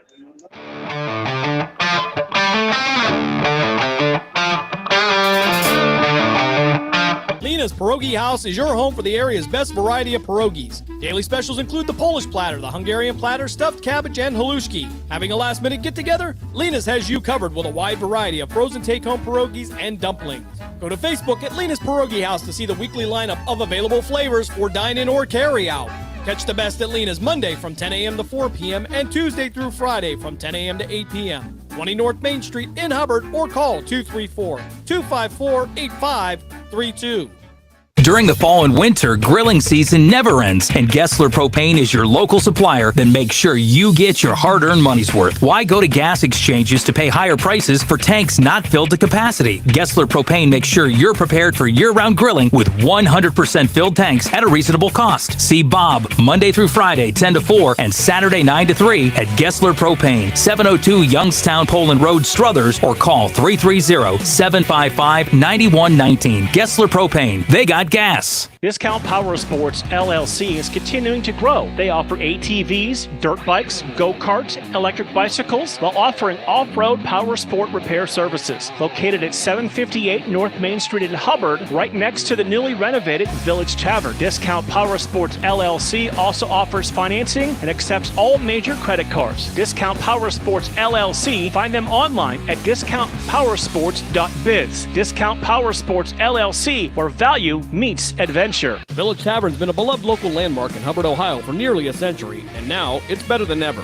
Recently renovated and still serving up the same warm hospitality, the Village Tavern is your go-to spot for great food, cold drinks, and a laid-back atmosphere. Whether you're stopping in for dinner, catching up with friends, or just looking to relax, you'll enjoy a full menu of American favorites, rotating drink specials, and friendly service that makes every visit memorable. Be sure to visit the Village Tavern at 746 North Main Street in Hubbard, right next to Repair That Glass. To learn more, go to villagetavern3.com. We now return you to the Youngstown Patricians High School Football Game of the Week. And we welcome you back here at halftime at this Division 7 state semifinal. Our score here at the break, it is Hillsdale 27 and the McDonald Blue Devils 7 on the Discount Power Sports scoreboard. We can also let you know it is a second half score with Wheelersburg leading Cardinal Mooney. That is a 13-7 lead for Wheelersburg over Cardinal Mooney in the second quarter. And before we take you to our halftime interview, I'm going to remind you, you're listening to Sports Radio 1240 WBBW Youngstown, a Cumulus media station, and Western Reserve Radio 2. And for your halftime entertainment, here's my interview from just a couple of days ago with Patrician CEO John Galbraith. Halftime here in New Philly, home of the Quakers, and we are joined here at halftime by John Galbraith from the Youngstown Patricians. And John, first of all, you decided you wanted to be part of high school football on Western Reserve Radio and Sports Radio 1240. You've been the presenting sponsor all season long. Thank you so much for being part of our broadcast all season. Oh, no problem. It was an honor. So why did you decide as an organization, I know you've got a board that makes all of your decisions, that you wanted to be part of high school football on the radio in the Valley for this season? We just wanted to give the high schools around here another opportunity, another outlet to be on radio. 1240 does a great job. They have a rich history of covering local sports, and we just wanted to back them in Western Reserve Radio. We just wanted to back them and kind of help showcase the talent of our student athletes in the Mahoning Valley. And when it comes to the Patricians offseason, John, it's been quite eventful. You've named a new head coach. You just recently named a new offensive coordinator as you're trying to build the staff back up for the upcoming summer season. Yep. So we brought in Vinny Iannarino. He is a Brookfield grad, and he coached the West Reserve Scrooge. He was an offensive line coach. Had a lot of success there at the semi-pro level. Interviewed him. He seen our vision. He aligned with our vision of what we wanted to, have as an organization with the structure, his philosophy, and things like that. So everything aligned, and he's a right guy for the job. And when you look at this offseason, there's a lot that goes into it. I mean, people don't really think about, it's not just, putting a team together a couple weeks before the summer schedule starts. It's finding the right guys, finding the right coaches, and for you in this organization in particular, it's finding the right people to represent the team. Absolutely, and that was one of the things why we brought Coach Iannarino in. He ended up bringing in coaching staff that has years of semi-pro experience. They've coached at different levels, high school, college, of that nature, and they're able to recruit. They're able to recruit other guys, not just in our area, outside of our area. We have a couple guys coming from Cleveland, Pittsburgh now, the Akron area. So not only are we, getting majority of our talent here, now we're able, with these coaches, they're using the resources to get some of the talent in Cleveland and the other areas that are rich in football. And it's interesting. You look at last year, and you had some veteran, experienced semi-pro players, but you also dotted the roster with a couple of guys just a few years out of high school, and it gives you that mix of youth and experience. Yeah, absolutely. So we're keeping that core. We have a good core of the veterans and some new players. When you get to this level, a lot of the younger players kind of need some direction of how the semi-pro level goes. You kind of have to mature kind of quick at this level. It's a little bit quicker speed than at the high school level, and in some aspects at some of the at the college level too. So a lot of those veterans having older guys with their experience can kind of help shape and form the direction of where we want to go as a football team. You look at the league in the PAFL, and it continues to grow. It continues to add teams, and it feels like you've found a home for the organization in that league. Yeah, absolutely. We had good success with the league last year. The way they've been promoting the league, how the league's structured, how the teams and conferences were aligned. Travel time was great for us. I think the farthest travel we did was actually just one trip, and that was out to Detroit, but pretty much all the away games were at the furthest was an hour and a half away. And there's just good quality teams. You have teams like the Erie Express there, the Ohio Broncos based out of Akron. Cuyahoga Valley Rapids that are, really well structured. So good group of other teams and good competition. Well, John, I know Dave Clark and I enjoyed calling the games this past summer, and we are looking forward to another season, especially with how cold it is tonight. I know we're looking forward to some warmer press boxes this summer and continuing our relationship with you and the Patricians. Absolutely. Same here. We'll take another time out. We'll come back. We'll have more of the halftime show up next.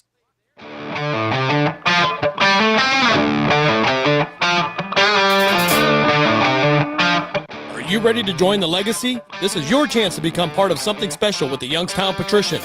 Honoring the proud football tradition of the Valley, we're on the lookout for talented post-high school athletes who want to make their mark on the field. Whether you're a seasoned high school athlete, college, or former professional player, develop your skills and become part of a team that values hard work, dedication, and community spirit. Don't wait. Begin your path to the gridiron by visiting youngstownpat.com or contacting us on Facebook at the Youngstown Patricians. Be bold, be legendary, join the Youngstown Patricians today. Lena's Pierogi House is your home for the area's best variety of pierogies. Daily specials include the Polish platter, the Hungarian platter, stuffed cabbage, and halushki. Having a last-minute get-together? Lena's has you covered with a wide variety of frozen take-home pierogies and dumplings. Go to Facebook at Lena's Pierogi House to see the weekly lineup of available flavors for dine-in or carry-out. Catch the best at Lena's Monday from 10 a.m. to 4 p.m. and Tuesday through Friday from 10 a.m. to 8 p.m. 20 North Main Street in Hubbard, or call 234-254-8532. Are you tired of switching apps just to catch your favorite shows and live events? Say hello to the iMedia One Network app, your one-stop destination for streaming and everything that matters. From national sports to exclusive local content, Western Reserve Radio, Western Reserve Radio 2, and City View Sportscast are now all in one place, anytime, anywhere. Download the free iMedia One Network app on iOS and Android and unlock the future of sports audio in the palm of your hand. The iMedia One Network, your sports app in the Valley. Are you ready to hit the gridiron and make your mark? The Cleveland Cobras are recruiting players and coaches for the upcoming Premier Amateur Football League season. We're looking for passion, grit, and the relentless drive to win. Whether you're a seasoned vet or hungry rookie, your shot starts now. Join a brotherhood, build a legacy, strike with the Cobras. Follow us on Facebook at Cleveland Cobras Football, or for league information, visit PAFLfootball.com to get started today. Team, pride, Cobras. We now return you to the Youngstown Patricians High School Football Game of the Week. Halftime continues here on Western Reserve Radio 2 and Sports Radio 1240 as you hear the McDonald Blue Devil Marching Band in the background. The Hillsdale Falcons leading McDonald 27-7 here at the break, and taking a chance to look at some of the first half numbers for Hillsdale. And Cale Lewis, what a first half throwing the football, Dave. 8 of 9, 163 yards, 3 touchdowns, 1 interception. Yeah, so I mean, and with the 1 interception, you hate to have that, but tell you what, now one of his passes hit the ground. That's what this shows right there. So that's the guy that's been accurate and on time with the football. Hayden McFadden, 1 catch for 89 yards and a touchdown. Davis Radcliffe, 1 for 42 and a touchdown. Aiden Sawyer had 2 catches for 13 yards. Brock Bauer, 3 for 14. Lights up the night with Katie Perry. Leading rusher in the game for the Falcons. Owen Sloan, 13 carries for 147 yards in that first half. Boy, 11 yards a carry. That lets you know every time he puts his hand on the football, you got a first down. Brock Bauer carried it 1 time for 14 yards.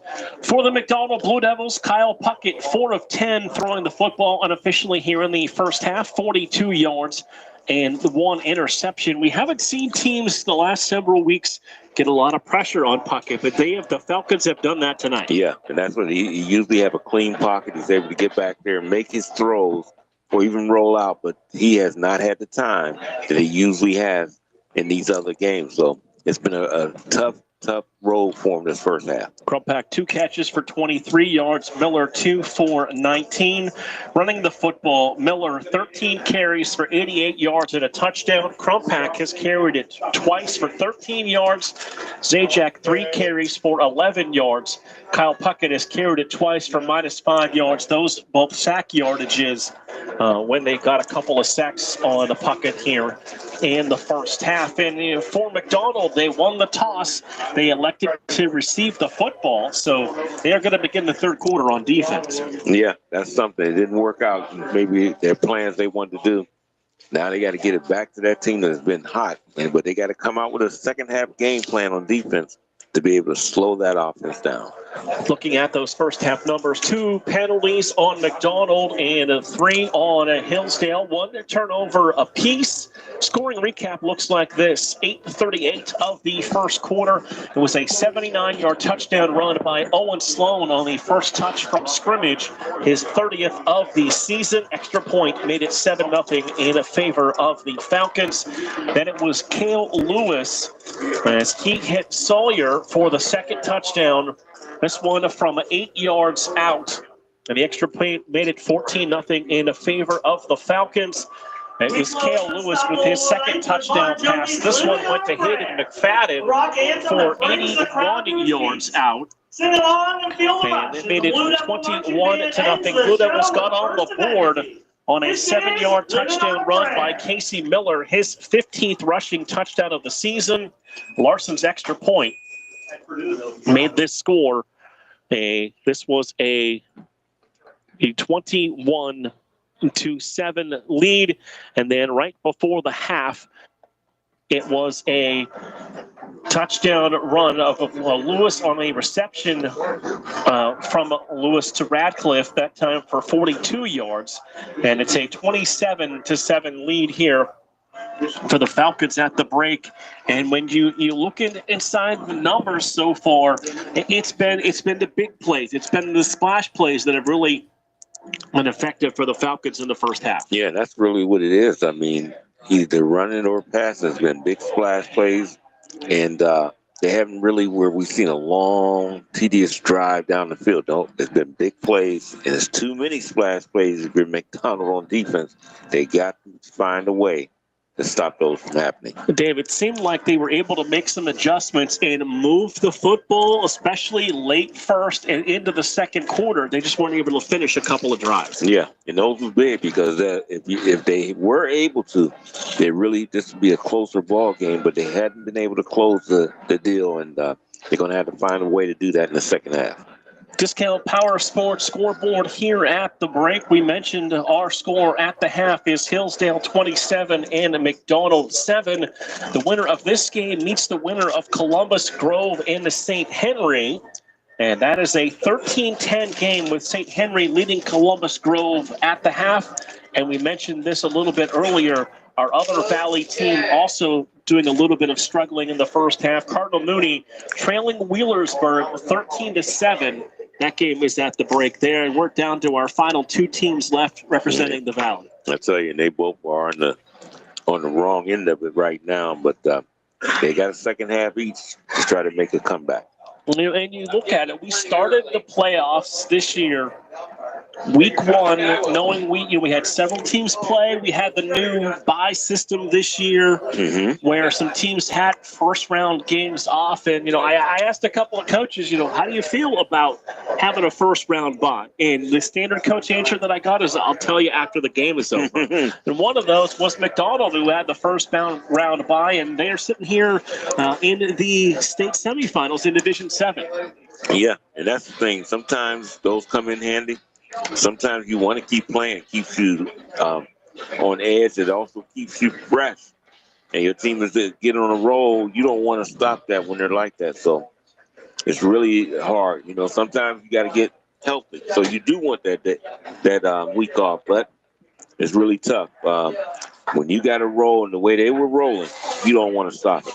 And of course, we hope that both of our local teams have an opportunity to advance to the state championship next week on Saturday. It's going to take a couple of comebacks, but when you stop and reflect for a moment on this season, we had 21 teams make the postseason, and you mentioned it earlier, the sophomores really stood out across the valley this year. Yeah, I mean, it shocked me how good these guys are so young. And knowing the fundamentals of how to play the game, they are showing just the way they have advance. You don't usually see sophomores and freshmen we'd have seen be this good, and it's like shocking to you, but we've seen that. So we got some very good players with very good teams these next few years, Mark. It's going to be a lot of fun. Well, you got a potential Trumbull County Player of the Year in A.J. Pearson with the numbers he put up at Girard. I mean, you look across the NE8, and there's a lot of sophomore quarterbacks in that league. So the area just will reload like it typically does for the upcoming years. Yep, it sure will. We'll be looking forward to it because high school football is great. I tell you, I've been loving it doing this with you. We've done seen some great talent, and just to see them grow and what they do, and sometimes they go into the next level and be able to play again. Some of them just say, hey, it's time for, as they say, life, and they do a good job of that too. So it's been absolutely fun doing this together. Both teams back out on the field. We will take our final break and get you set for third quarter action here from Woody Hayes Quaker Stadium. Halftime, it is Hillsdale 27, McDonald 7 on Western Reserve Radio 2 and Sports Radio 1240.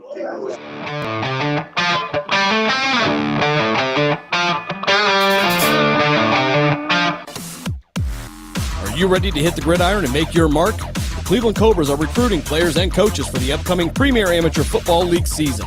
We're looking for passion, grit, and the relentless drive to win. Whether you're a seasoned vet or hungry rookie, your shot starts now.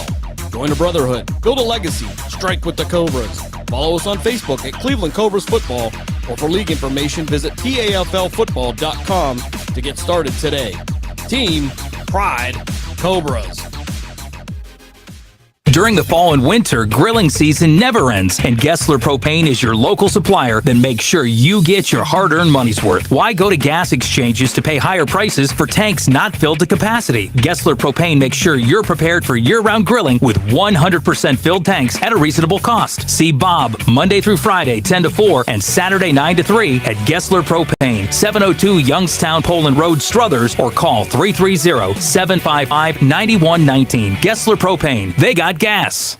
Western Reserve Radio is the Valley's online source for sports talk and local live events. Tune in and be a part of their live weekly shows, as well as all of the hard-hitting action of Youngstown Phantoms hockey, high school football, and the GDFL. Find them at westernreserveradio.com. Tune in and the Live 365 app to be a part of the area's sports conversation. Be sure to visit them on Facebook at Western Reserve Radio and on Twitter at WR_radio.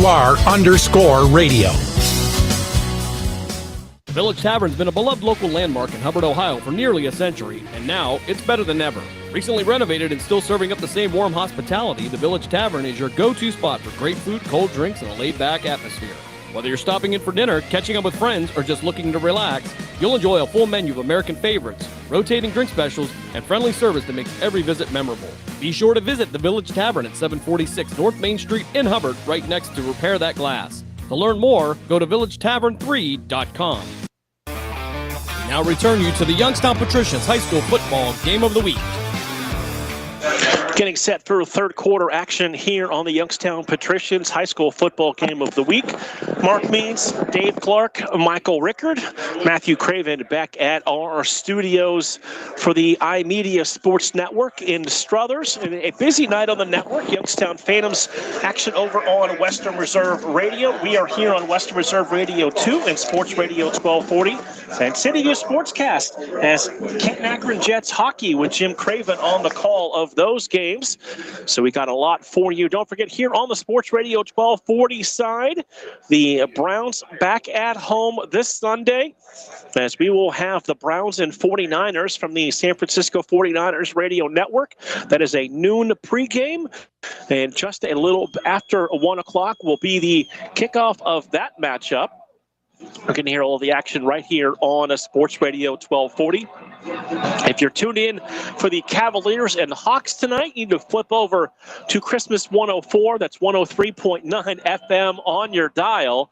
And that is where the Cavaliers are tonight.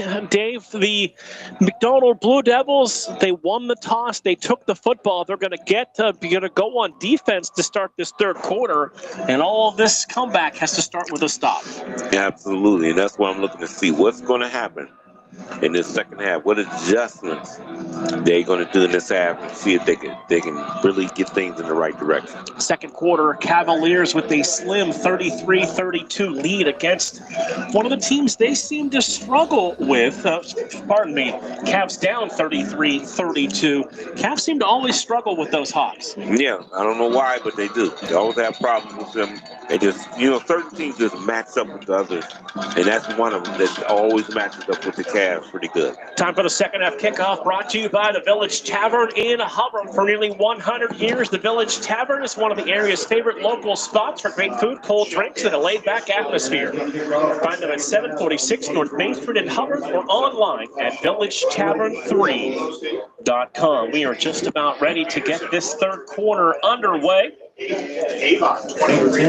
As Anthony Larson is ready to kick, and the Falcons will have two-man back deep around their 10-yard line.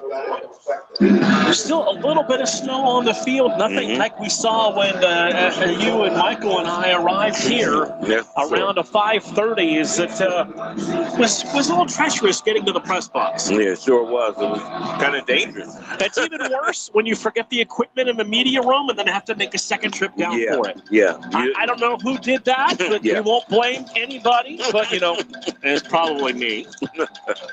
Ready for the third quarter. And we are underway in this state semifinal. A line drive kick picked up across the 20. Trying to get outside to the 25. And pushed back near the 28-yard line. And on the return that time for the Falcons, that's Hayden McFadden. And the Falcons will work right to left here in the third. Mm-hmm. I'm very interested to see what type of defensive adjustments right now they will. We got a penalty. I see it on the far side, that flag. We had a block in the back penalty indicated on the Falcons. So that's going to push them deep into their own territory for this possession. As if there were shadows, since it's this late, they will work from the shadows of their own end zone. Oh, we got some shadows from the lights. And this second time here to this beautiful facility in New Philadelphia, Woody Hayes Quaker Stadium. We'll tell you a little bit more about Coach Hayes' ties to New Philadelphia here as this second half goes on. Two receivers go to the right, wing to the left side. Lewis takes the snap, gives the ball to Sloan, who stutter steps to the hole across the 20. Still on his feet and down near the 25-yard line. And Owen Sloan, he's not the biggest back you'll see, but he absorbs contact and gets a lot of yards after that initial contact. Yeah, he's got a nice low center of gravity, and he just stays low, keeps those legs driving, and he's able to pick up big yardage when he does. And first down, 10 yards, and he's got a first down now. First and 10 out to the 25-yard line. Opening drive for the Falcons, right to left here in this third quarter. Two to the right, fake it to Sloan, and they're going to give it on the end around to Brock Bauer.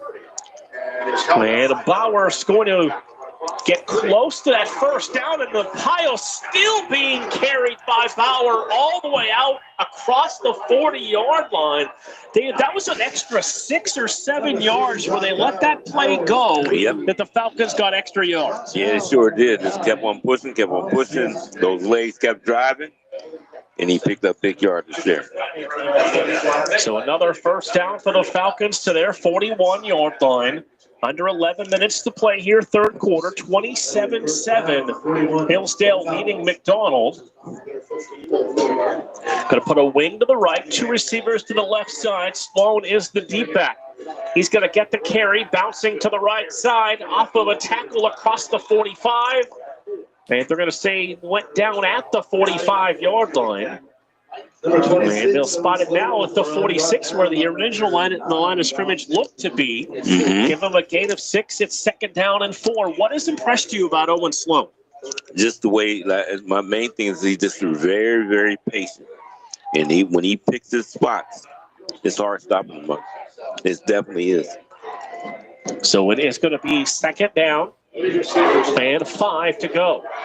Going to have three receivers to the left. Lewis claps, takes the snap, gives the ball to Sloan, had a hole up the middle across midfield. He'll have the first down. He's down to the McDonald 46-yard line. Third first down on the ground for the Falcons on this drive. And that's what I'm talking about right there. You see how he just continue to have those legs driving. Even going backwards, he's still got those legs driving, and he's able to pick up yards all the time, falling forward. So it is 1st and 10 from the McDonald 46-yard line for the Falcons. Lewis is going to put one receiver to the right. He'll have 3 to the left side. They're going to give it on the end around to Brock Bauer out of the slot. Has the first down the sidelines across the 30, 25, 20. And Bauer's going to be pushed out of bounds. They're going to spot him out at the 20-yard line. And they find any way possible they can to get his hands on the football. Yeah, and the thing about it right now, they're not able to stop Bauer or Owen. It just seemed like that.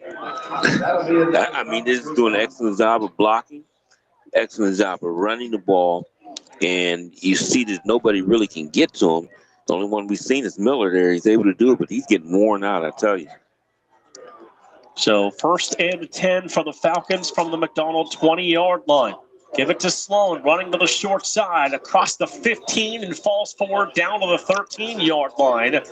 Let's see, another about 7 yards for the senior Owen Sloan. Mm-hmm. And you see who made the tackle is Miller once again. I tell you, this guy probably sleep 2-3 days straight after this game tonight. He's been doing everything offensively and defensively. These guys giving a fantastic effort here tonight on both sides of the football for the Blue Devils. 2nd and 5 from the 15. Lewis takes the snap, hands to Sloan, running again to the short side, inside the 5, looking for the pylon. And they're going to say he is out of bounds at about the 2-yard line. So this will be be 1st and goal from the 2 for the Falcons. And you see once he's seen the opening to the outside and trying to get to the pylon, that speed, burst of speed was something there. 1st and goal from the 2-yard line for the senior Owen Sloan. Is the tailback. Sloan gets the handoff, cut inside the tackle. Sloan into the end zone for his 2nd touchdown tonight for the Falcons. And their lead is now up to 33-7. Yeah, I'd say that right there was no resistance defensively, and I tell you, Sloan is going for big-time yards. 19 for 191 and 2 touchdowns unofficially so far tonight. Still double-digit average. He's a first down every time he touches the ball. That is something. Brock Bauer on for the extra point. Snap and hold are good, and the extra point is up, and it is good. 9:15 to play in this 3rd quarter. It is Hillsdale 34, McDonald 7. We're back after this on Western Reserve Radio 2 and Sports Radio 1240.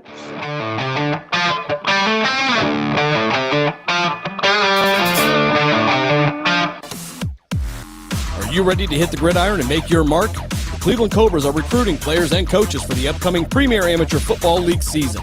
We're looking for passion, grit, and the relentless drive to win. Whether you're a seasoned vet or hungry rookie, your shot starts now. Join a brotherhood, build a legacy, strike with the Cobras. Follow us on Facebook at Cleveland Cobras Football, or for league information, visit TAFLfootball.com to get started today. Team, pride, Cobras. We now return you to the Youngstown Patricians High School Football Game of the Week.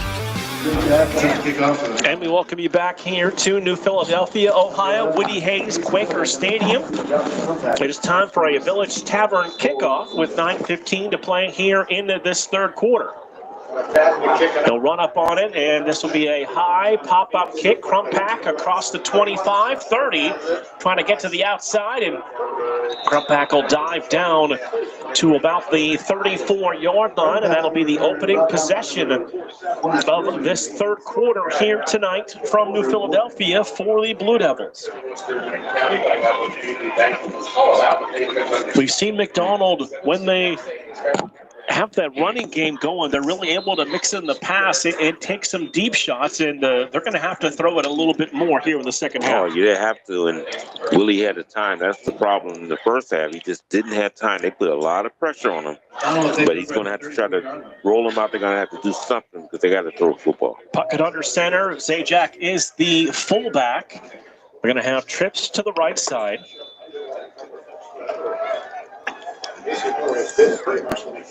Puckett under center, looks to throw, swings it out. Miller makes the catch across the 35-40, gets a block 45-50, and goes out of bounds at the 48-yard line. And got a couple of players tangled up that went all the way to the fences halfway through the track, and the flag came out at the end of that play. I think from our vantage point, it looks like they just kind of stumbled. There was no ill intent there. No, on either player. What they did is lost their footing. They grabbed it, so almost to try to catch their footing there, and then they went down. And all they did is caught that part. And I want to see who they're going to call it on. So we will.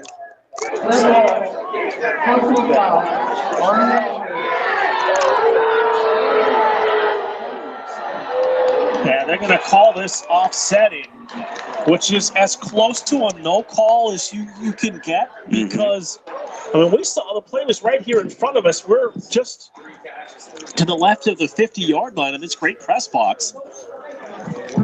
And, I mean, probably should have been a no call, but the offsetting just as good. Yeah, just as good. I'm glad they did come to that conclusion because really neither one of the players was doing anything. They just came out of bounds that way. So 1st and 10, McDonald from the midfield stripe, trips to the left. Puckett going to roll that way, throws downfield. Perry makes the catch across the 40, 35, and down on the 34-yard line. That's a first down for the Blue Devils on a nice on-the-run throw by Kyle Puckett. Yeah, and that's what they got to do more of that. Try to get down quickly and try to get back into the end zone and get this back to a 20-point game if they can. 1st and 10, down to the Hillsdale 34-yard line. Blue Devils picking up the tempo, breaks the huddle with 20 seconds on the clock. It'll be Miller, Krumpack, and Perry, the receivers to the right side. Perry makes the catch at the 35, tries to turn the corner, breaks a tackle 30, and stays on his feet. They're going to mark him out of bounds at the 26-yard line. And that's going to set up now a 2nd down and short. And there's a little bit of bounce to this offense now. Yeah, they're moving the ball quickly. Nice pass to the outside. Actually giving the Falcons a little bit of their own medicine with this type of outside zone pass play. 2nd and 2 from the 26-yard line of the Falcons. Going to give it to Miller. Center steps. Miller's going to be bottled up. No running room for Miller. He gets down to the 25-yard line for 1. It's going to be 3rd down and 1 now coming up for the Blue Devils. Yep, 2 downs to get 1 yard. So we know they definitely will go for this there. Can't afford to lose in the yards from this play, Mark. So 3rd and 1. Puckett brings the play in from the sidelines below us here at Woody Hayes Quaker Stadium.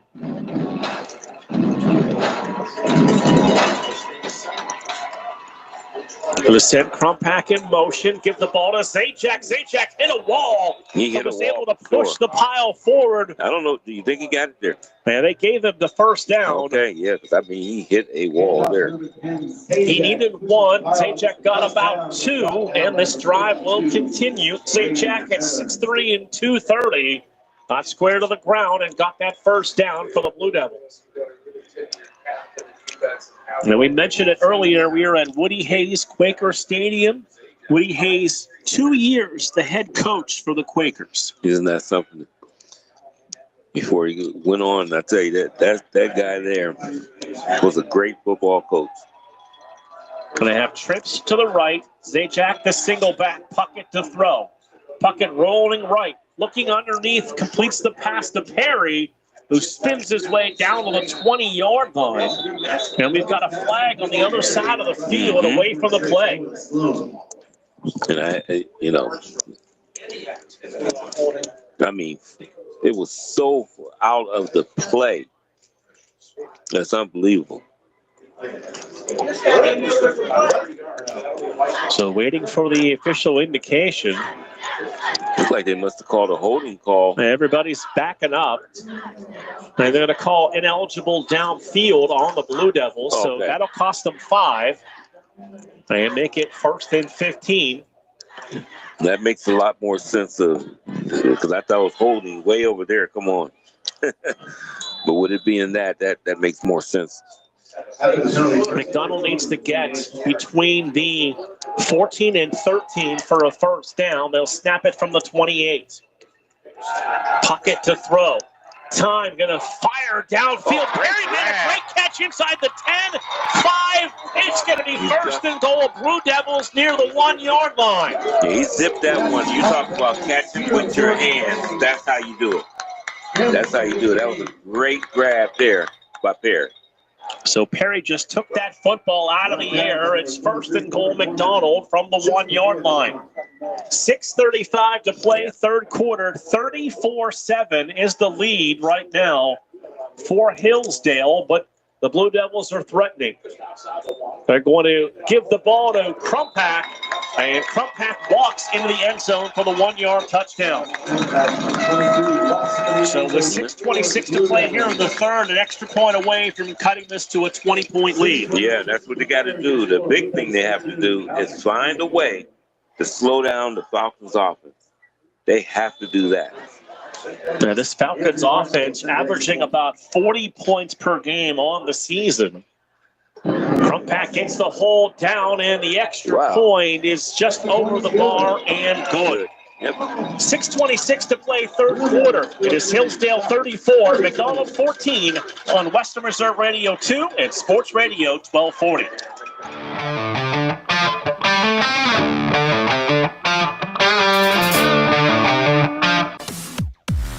Are you ready to hit the gridiron and make your mark? The Cleveland Cobras are recruiting players and coaches for the upcoming Premier Amateur Football League season.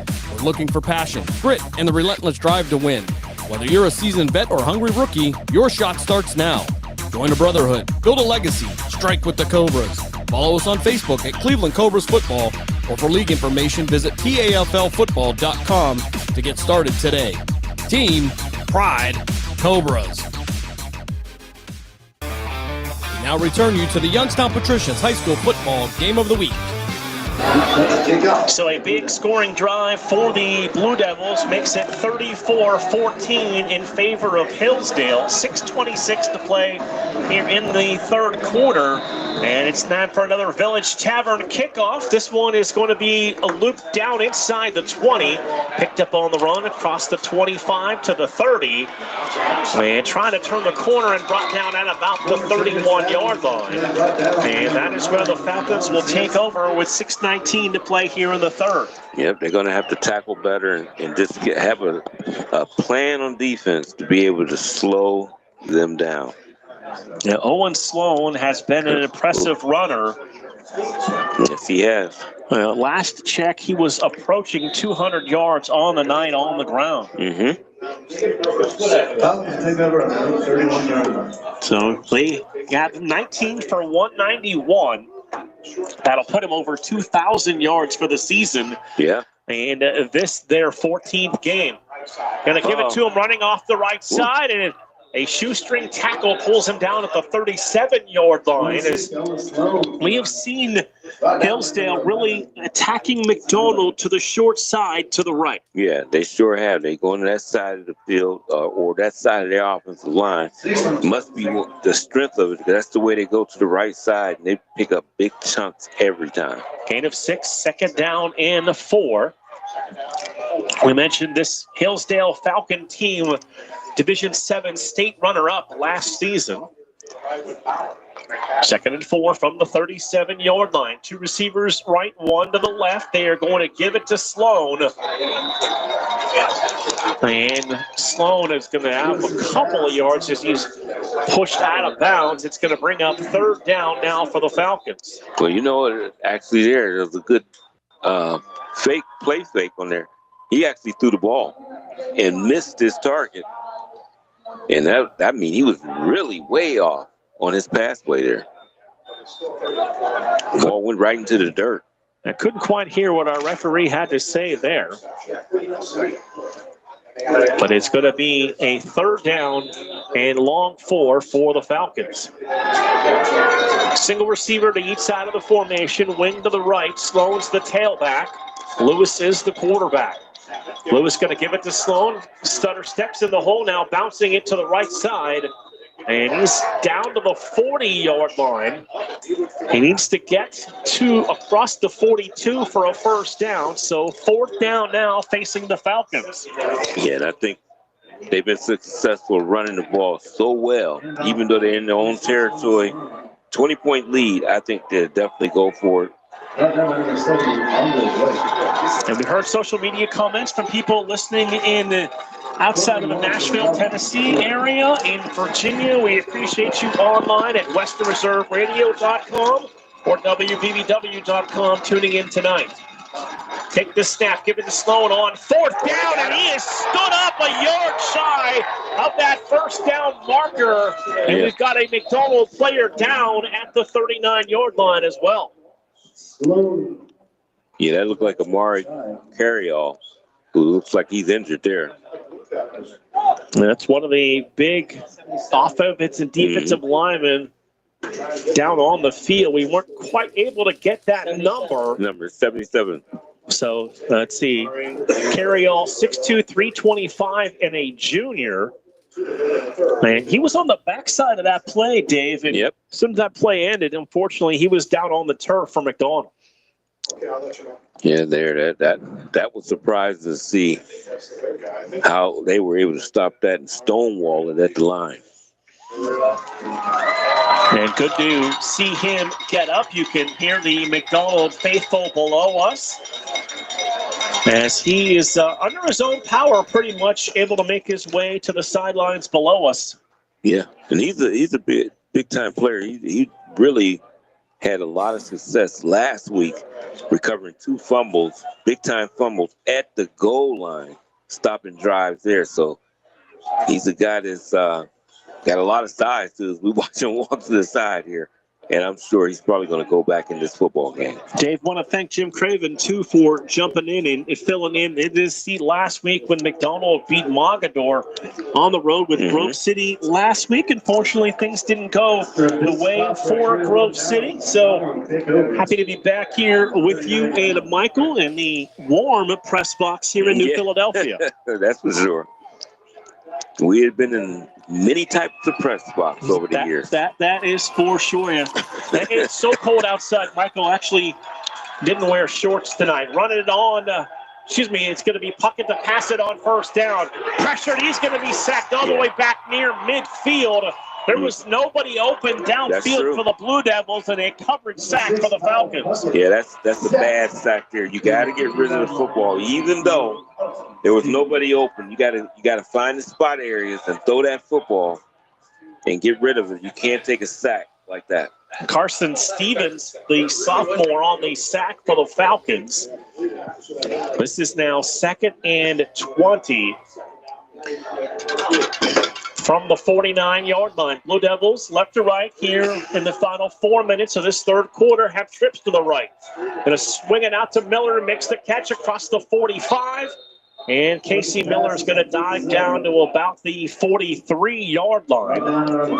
This will be now a 3rd down and long facing the Blue Devils, 3rd and about 14. Yeah, and there's Carryall back on the field.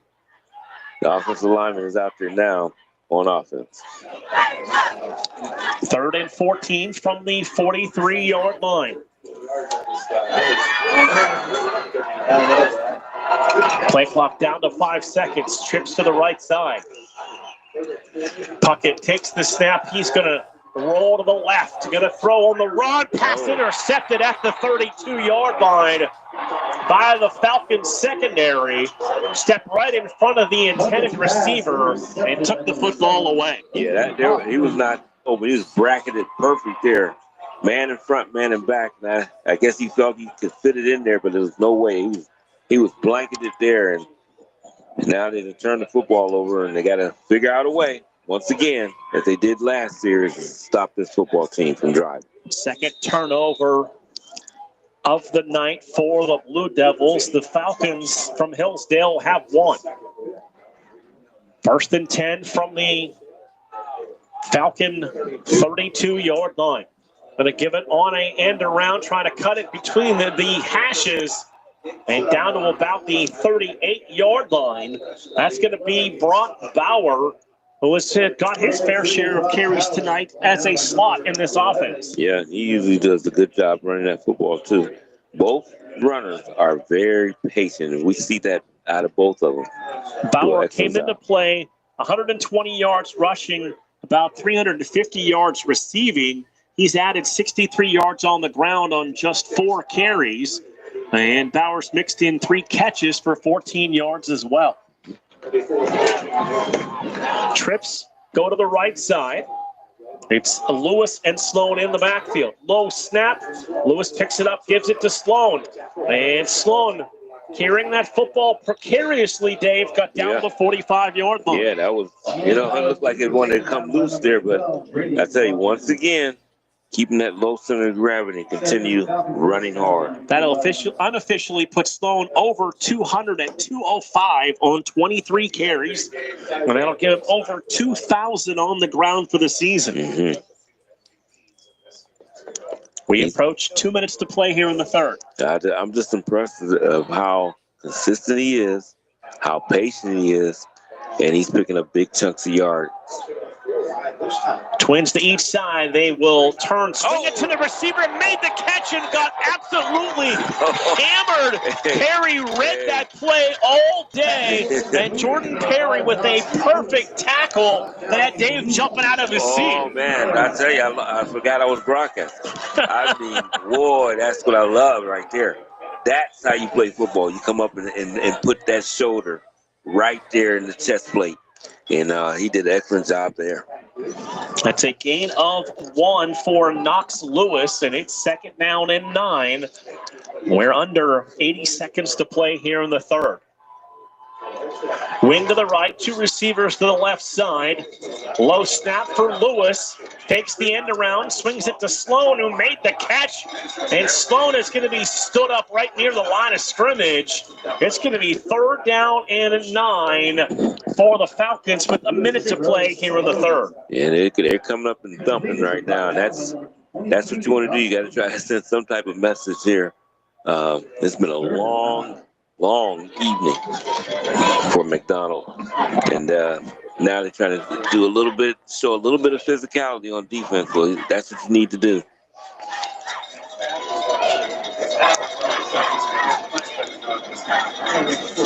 So it is 3rd down and 9. Trips to the right. They're going to take a shot. Lewis downfield has a man out there, and he couldn't finish the catch. Perry got just enough of the receiver, Hayden McFadden, to bring up 4th down. That play, that was a very good pass there. And he really should have pulled that in. Jordan Perry did the best thing he could do, reach out, try to tackle him, and he did it just enough to take his concentration off and catch that football.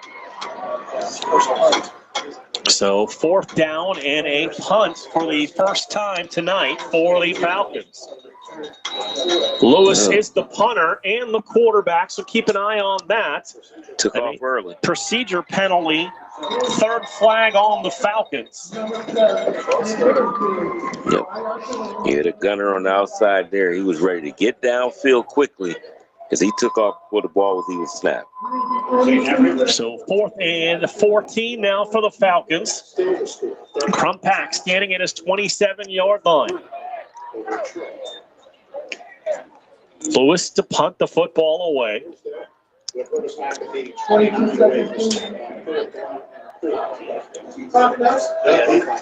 seconds. They're going to add a second to the clock and go from 21 to 22 seconds. So we'll give you an interesting number after this kick, Dave. Okay. 1 second. So it's 4th and 14. Now 22 seconds on the clock in this third quarter. Good snap back to Lewis. Gets the kick away. Crumpack over the shoulder catch across the 25 to the 30, across the 35, and dives down near the 48-yard line with 13 seconds to go in the half. So earlier this week, I reached out to the Falcon Athletic Department. You know, you asked for roster, starter, stats, all the standard broadcast information, which they got back to me quickly and with lots of information. According to the stats they provided, that was the 12th punt on the season for the Falcons. 12. How many games have they played? 12? This is their 14th game. So 1st and 10 for McDonald as they gave it on the double handoff that time to Crumpack. And Crumpack got 1 yard out of the play. And that is going to bring us to the end of this third quarter. After 3, it is the Falcons from Hillsdale 34, the McDonald Blue Devils 14, the Linus Pierogi House. Fourth quarter is next here on Western Reserve Radio 2 and Sports Radio 1240.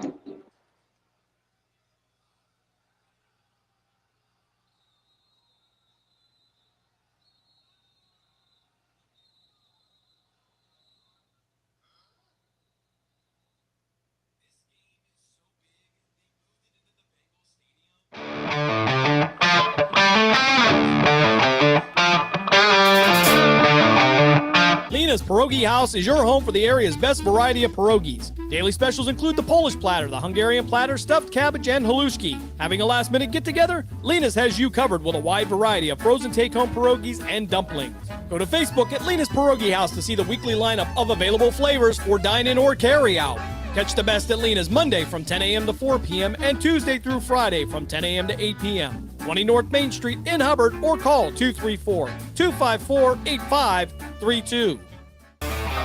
Now return you to the Youngstown Patricians High School to catch your favorite shows and live events. Say hello to the iMedia One Network app, your one-stop destination for streaming and everything that matters. From national sports to exclusive local content, Western Reserve Radio, Western Reserve Radio 2, and City View Sportscast are now all in one place, anytime, anywhere. Download the free iMedia One Network app on iOS and Android and unlock the future of sports audio in the palm of your hand. The iMedia One Network, your sports app in the Valley. We now return you to the Youngstown Patricians High School Football Game of the Week. Well, while we were away, a little bit of an issue is getting the chains untangled, so able to get an extra spot there before we get this fourth quarter underway. Fourth quarter, as always, brought to you by Lina's Pierogi House in Hubbard. McDonald going to put 2 receivers to the right, 1 to the left side. Puckett under center of Miller. Then Miller flips it to Crumpack, trying to turn the corner. And this is read beautifully by the Falcon defense. And Crumpack's going to be tackled, well, actually pushed out of bounds, Dave, behind the line. And they were in perfect defensive position there. Perfect there. And I don't like the last 2 play calls at all. I mean, right now, you don't need anything, I think, fancy or trying to catch them off guard. Is that they got a lot of speed laterally, and you just can't get outside of them. So I think you got to tackle right on at them. This is 3rd and 14 now coming up for the Falcons. Just underway here in the fourth quarter. Puckett to throw. Crumpack turned around and tried to make a play on the football. And that pass falls incomplete. It's 4th down and 14. Yeah, they go. Discount Power Sports scoreboard. They've completed 3. It's Wheelersburg 16 and Cardinal Mooney 7. Oh boy, I tell you that. Tough night for the Valley. Yeah, that's 13 unanswered. It was 7-3 early, and now we done had 13 unanswered by Will. Is that Wheelersburg? Wheelersburg. Yep. Boy. I believe one of our colleagues is not too far from there broadcasting hockey right now. Okay, I'd say that. Whew. It's been tough on the Valley tonight. So we've got a timeout called by the Blue Devils facing this 4th and 14. And we will keep it right here and let you know Lena's Pierogi House is your home for the area's best varieties pierogies. Visit Lena's Pierogi House on Facebook to see the weekly lineup of available favorites for dine-in or carry-out. Or you can call Lena's Pierogi House at 234-254-8532. I had some business that took me back to Hubbard earlier this week, and all day I kept telling myself, you're going to be right in that area. Stop at Lena's, get some pierogies. Perfect for dinner on Wednesday night. Did I remember to do that, Dave? Absolutely. Of course not. Did I remember to bring the equipment with us to the press box the first time? I did not. You know what? I think we should put you in concussion protocol for this week and see what's going on here because something's going on. I might just take a nap in the car on the way home. That's probably what I need. Well, you can sleep there. It's so perfectly warm in here. So it is quite warm. Mike does a good job there. So 4th and 14 from the 35-yard line for the Blue Devils. 2 receivers to the right, 1 to the left side. Puckett drops to throw. Ball, his arm got hit as he threw, and the pass falls incomplete. And the Falcons will hold on 4th down, and they will take over, Dave, at the McDonald 35-yard line. Yeah, I know they're down by 20, but I think on that play there, you haven't been real successful. That was one you would have been better off just going in and punting and trying to play defense there instead of giving them the ball at the 35-yard line. So 1st and 10 at the 35-yard line. And Mark, did you notice the smartness of the linebacker? He was getting ready to intercept the ball because he could have. And then he thought about it. No, I just let it hit the ground because now it's up here. Right, he was about 12 yards closer to the McDonald end zone. See, that's right. So they are going to give the ball to Sloan, who cuts back between the hashes across the 30. And Sloan is down to about the 26-yard line. He's going to pick up 8 on 1st down. It's 2nd and 2. Yeah, nice little run there. Staying low to the ground. Took a shot, though, but he's staying so low to the ground, he's probably dishing out more than he's actually receiving. 2nd and 2 from the 27-yard line. Falcons break the huddle. 15 seconds on the play clock as they come to the line. Lewis has Sloan 2 yards deep behind him, 2 to the right, 1 to the left. Letting that play clock roll down under 5 seconds. Now they'll give it to Sloan. And he took a hit in the backfield and then fell forward for about a yard, got back to the line of scrimmage, and then a little bit forward. And that's what you always like to see from a running back, falling forward after contact. Yep, that is the great thing of a very good running back. Or a great running back, they always falling forward for positive yards. Now, Dave, while we have a minute, I want to take a minute, thank all the people that text us scores and have done that from stadiums all over the valley for the last 15 weeks. Yes. We appreciate you keeping us updated on the Discount Power Sports scoreboard all season long. We definitely appreciate your efforts. Gonna pitch it to Sloan, running off the left side. That's the short side of the field. And Sloan's going to be down inside the 20. And I'll have a 1st down at the McDonald 18-yard line. Yeah, they've definitely had trouble. All we got to do is look at the stats.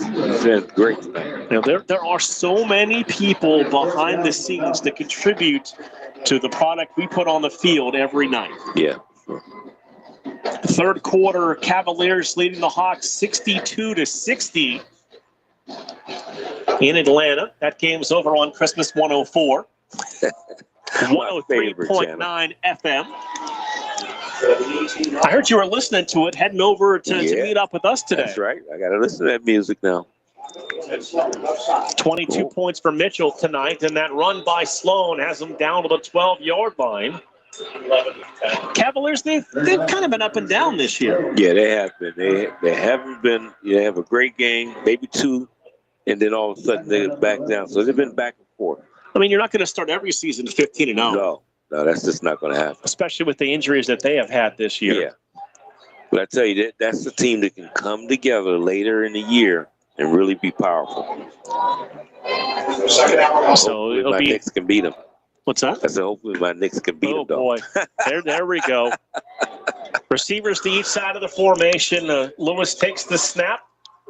And just going to plow forward. Oh, that's running, boy. Another first down, isn't it? It is. And you look at that offensive line for the Falcons.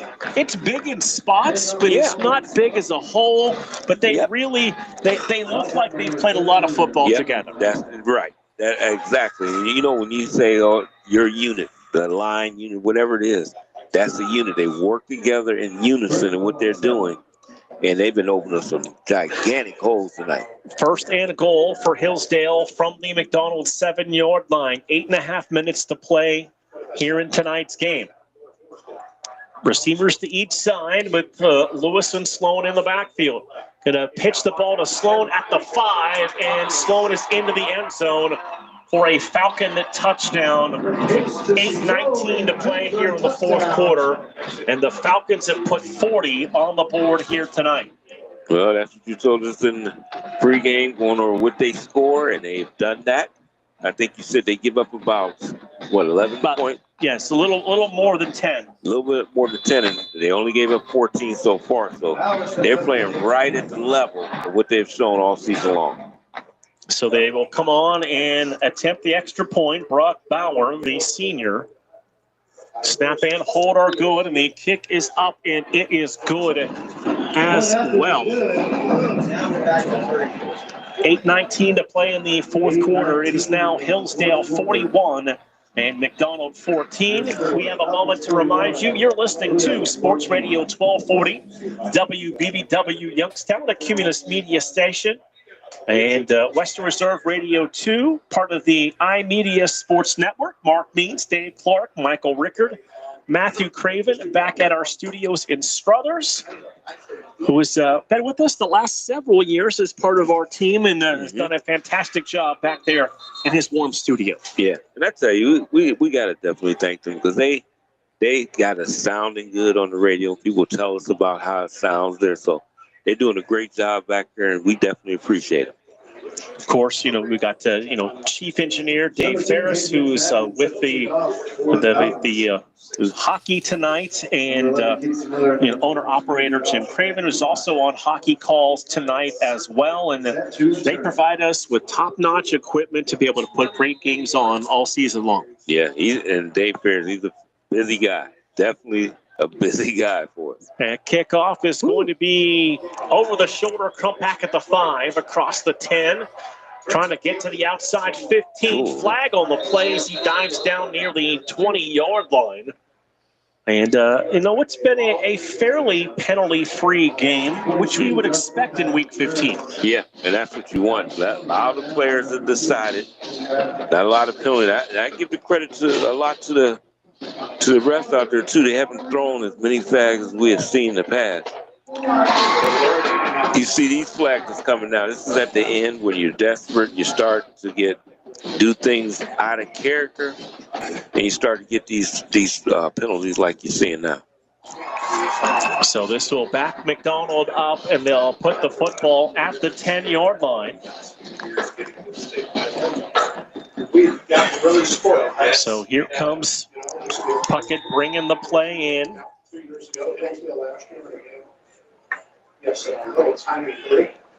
Okay, break the huddle. It will be Krumpak and Perry, the receivers, to the right side. It's Miller and Zajac in the backfield, and that's going to be Zajac getting the carry.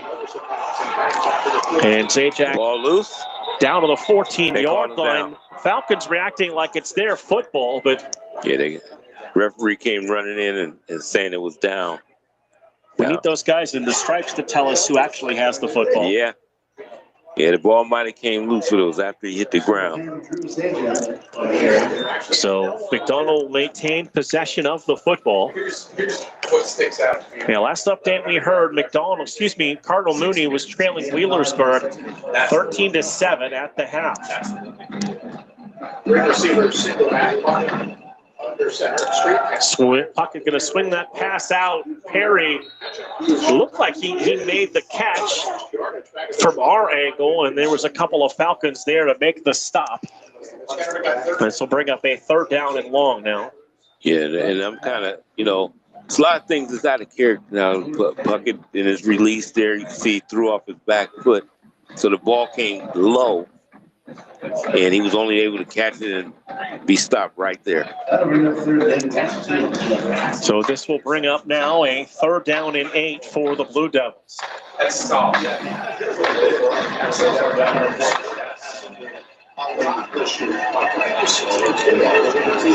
Bucket under center, going to pitch the ball to Zajac, who's going to take a shot downfield. Has Perry out there and off his shoulder pads and incomplete. Yeah, I tell you, Mark, you're talking about being on target. Zajac threw a pass right there that was perfect. Dropped right in the basket, and he allowed it to get to his shoulder pads and bounce off, and that's why he did not catch that one. But man, what a pass there. So this will bring up 4th down and 8 now for the Blue Devils.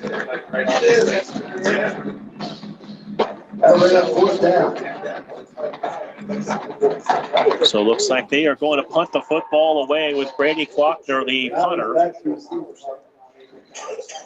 Returner back deep for the Falcons at his own 47-yard line. Rush a little bit as that wobbly kick is going to hit at the 40. And that'll take a McDonald roll across the 45 and down near the 46-yard line. Again, the winner of this game moves on to the Division 7 state championship game scheduled for 10:30 Saturday morning. But that is a busy weekend for the crew at Tom Benson Hall of Fame Stadium. 7 games in 3.5 days. Not even quite 3.5 days. Boy, that's a lot.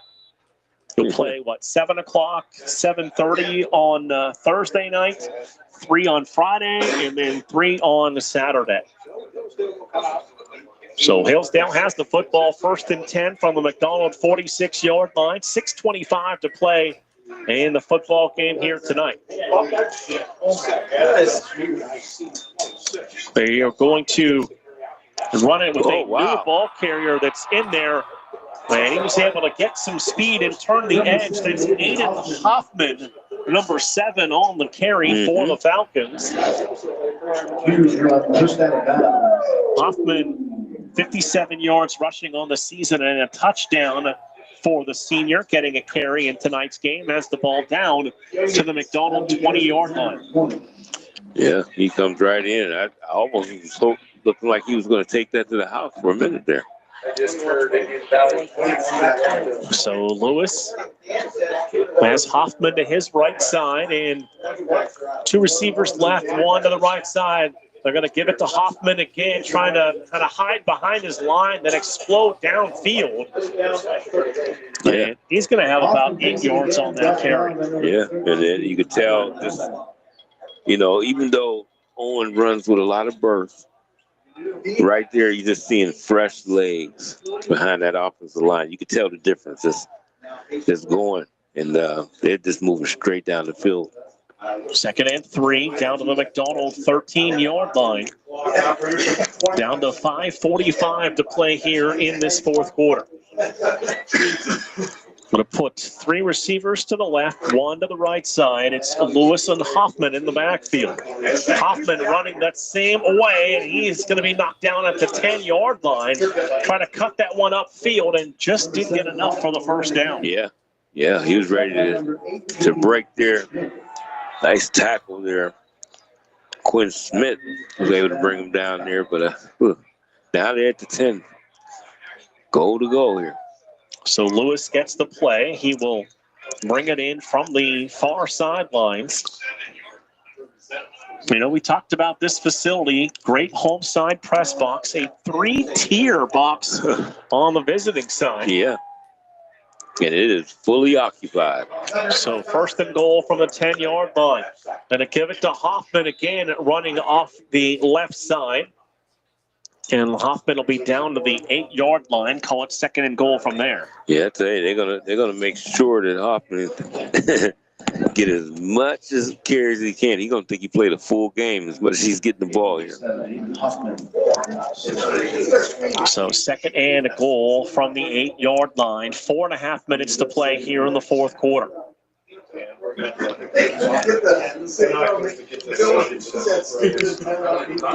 to put a receiver to the right and 2 to the left side. Takes the snap, gives it to Hoffman, and Hoffman is going to be bottled up at about the 6-yard line.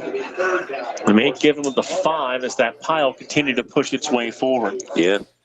Yeah, they pick it up as much as they can. See how close they got to the 5. Yeah, got them to the 6-yard line. 77, McDonald.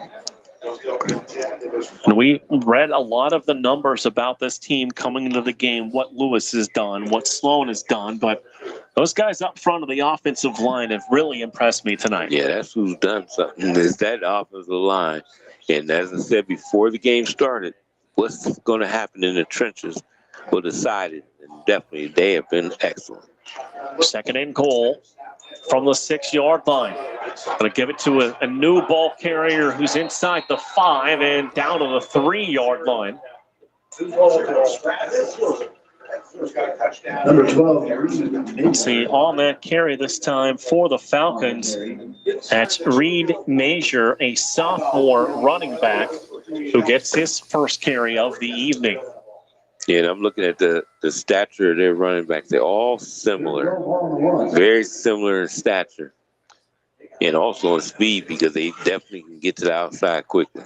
Well, this Falcon team, we mentioned it, Division 7 runner-up, had a tough go of it in the state championship game last season, and they fell in that state championship game 74-0 to Marion Local, and they are 239 away, Dave, timeout on the field from having a chance to potentially, win another state title. Yeah, that's something to be able to get the opportunity again and redeem yourself from the previous year, which was, you had to really feel bad. 74-0. So it's really tough to see that happen to them. But they came out here, something we talked about. They want that revenge. It's not really at McDonald's. It's the revenge of being here in this spot and then being basically humiliated.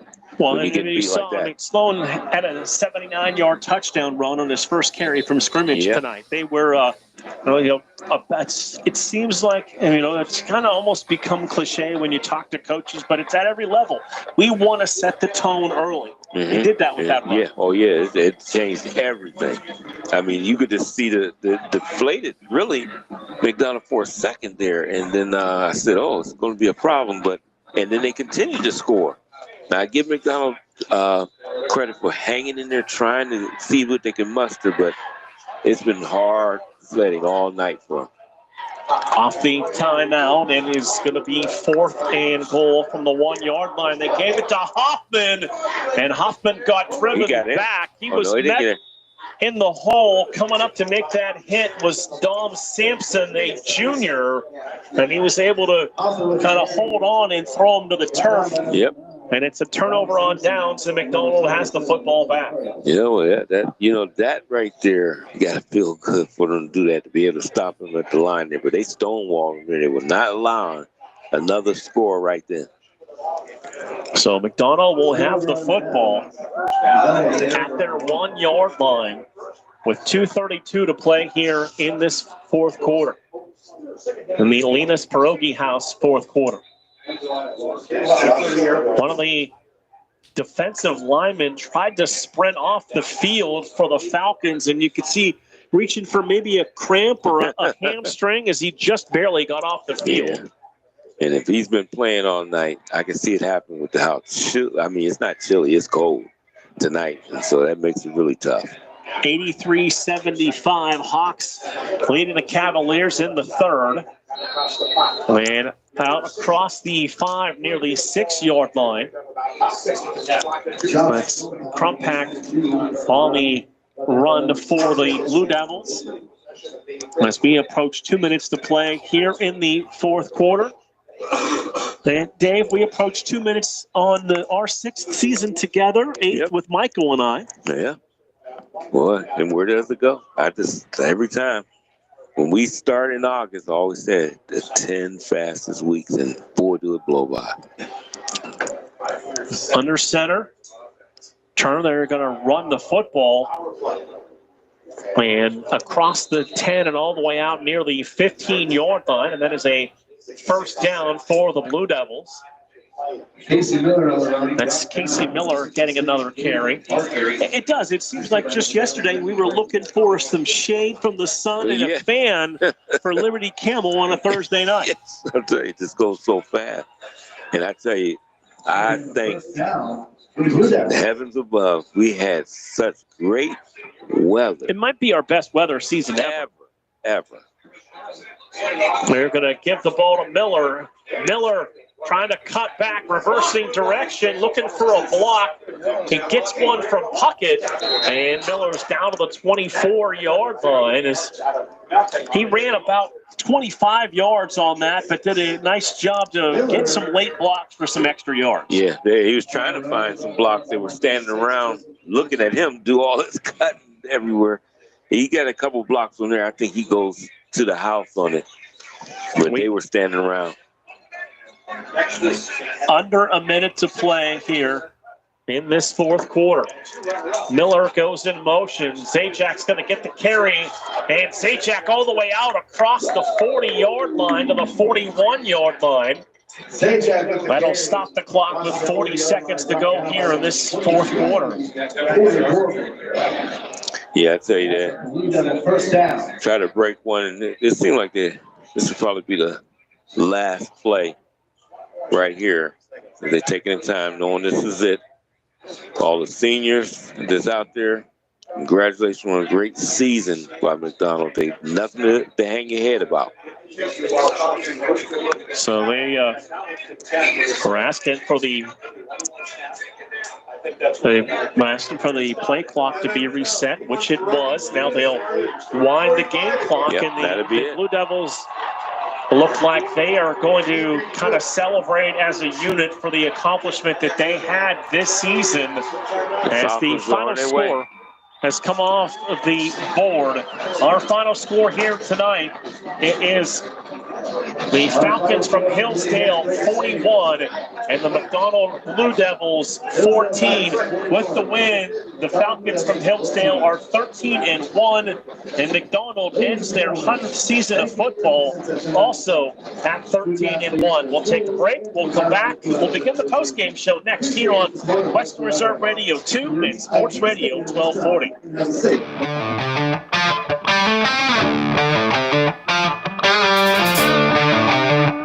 Discount Power Sports LLC is continuing to grow. They offer ATVs, dirt bikes, go-karts, electric bicycles, while offering off-road power sport repair services. Located at 758 North Main Street in Hubbard, right next to the newly renovated Village Tavern. Discount Power Sports LLC also offers financing and accepts all major credit cards. Discount Power Sports LLC, find them online at discountpowersports.biz. Discount Power Sports LLC, where value meets adventure. Are you ready to join the legacy? This is your chance to become part of something special with the Youngstown Patricians. Honoring the proud football tradition of the Valley, we're on the lookout for talented post-high school athletes who want to make their mark on the field. Whether you're a seasoned high school athlete, college, or former professional player, develop your skills and become part of a team that values hard work, dedication, and community spirit. Don't wait. Begin your path to the gridiron by visiting youngstownpat.com or contacting us on Facebook at the Youngstown Patricians. Be bold, be legendary, join the Youngstown Patricians today. Western Reserve Radio is the Valley's online source for sports talk and local live events. Tune in and be a part of their live weekly shows, as well as all of the hard-hitting action of Youngstown Phantoms hockey, high school football, and the GDFL. Find them at westernreserveradio.com. Tune in and the Live 365 app to be a part of the area's sports conversation. Be sure to visit them on Facebook at Western Reserve Radio and on Twitter at WR_radio. During the fall and winter, grilling season never ends, and Gessler Propane is your local supplier. Then make sure you get your hard-earned money's worth. Why go to gas exchanges to pay higher prices for tanks not filled to capacity? Gessler Propane makes sure you're prepared for year-round grilling with 100% filled tanks at a reasonable cost. See Bob Monday through Friday, 10 to 4, and Saturday, 9 to 3 at Gessler Propane, 702 Youngstown Poland Road, Struthers, or call 330-755-9119. Gessler Propane. They got gas. We now return you to the Youngstown Patricians High School Football Game of the Week. Beginning the post-game show here tonight as we wrap things up with the Hillsdale win over McDonald by a final score of 41-14. Unofficial numbers look like this for McDonald. Kyle Puckett throwing the football tonight, 10 of 19, 115 yards. He did have a pair of interceptions. Drew Zajac 0 of 1 throwing the football. Perry 4 for 49. Miller 4 for 43. Josh Krumpak 2 catches for 23 yards. Casey Miller, leading rusher tonight for the Blue Devils. 16 carries for 107 yards. Yeah, I'm telling you, he was a one-man wrecking crew for the Blue Devils. He really was doing everything on defense and offense. And I like I said earlier, he'll probably sleep for 2 or 3 days now straight. Zajac 6 carries for 35 yards. Josh Krumpak 6 carries for 15 yards. For the Falcons from Hillsdale tonight, Cale Lewis 10 of 12, 164 yards, 3 touchdowns, 1 interception. Owen Sloan was 0 of 1 throwing the football. They spread the football around tonight. McFadden 1 catch for 89 yards and a touchdown. Radcliffe 1 for 42 and a touchdown. Aiden Sawyer 2 for 13 and a touchdown. And Owen Sloan tonight, 29 carries, 241 yards, and 3 touchdowns for the Falcons. Dave. Yeah, he was a one-man wrecking crew running that football, and he's the guy that his average went down, from before to about a 6-7 yard average, where he was averaging over 10, 11 yards most of the game. So he was great, Mark. Very good. Discount Power Sports scoreboard, under 7 minutes to play in the fourth quarter. And Wheelersburg with a 16-10 lead over Cardinal Mooney. I'll try to get you one more update before we wrap things up here tonight. But we're going to take our last break. We will come back and we'll conclude the post-game show. That's next right here on Western Reserve Radio 2 and Sports Radio 1240.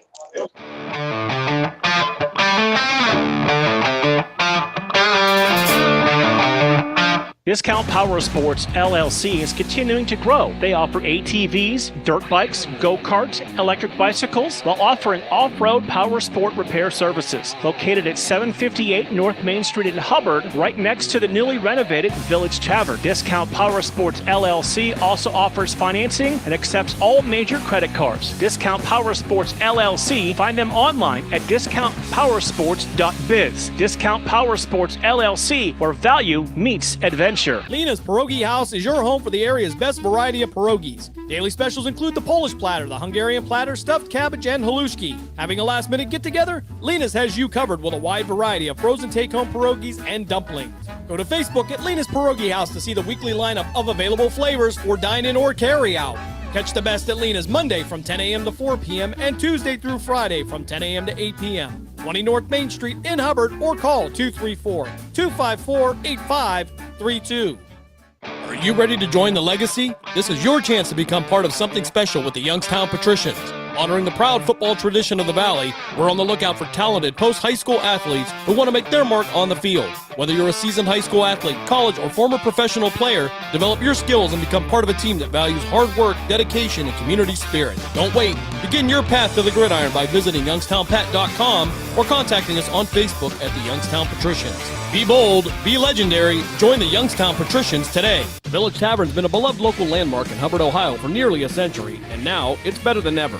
Recently renovated and still serving up the same warm hospitality, the Village Tavern is your go-to spot for great food, cold drinks, and a laid-back atmosphere.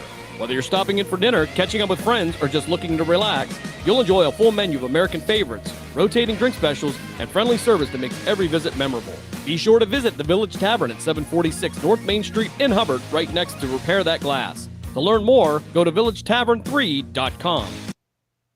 We now return you to the Youngstown Patricians High School Football Game of the Week. Back here one more time from Woody Hayes Quaker Stadium in New Philadelphia, as the McDonald Blue Devils fall in the Division 7 state semifinals 41-14. And Dave, I know it's tough right now for those coaches and players, but what an incredible season the Blue Devils had this year. Yeah, that's what they got to realize. Focus on what it became. I mean, it was a season that you've seen them continue to get better and better, and then really be a stalwart type team towards the end of the season.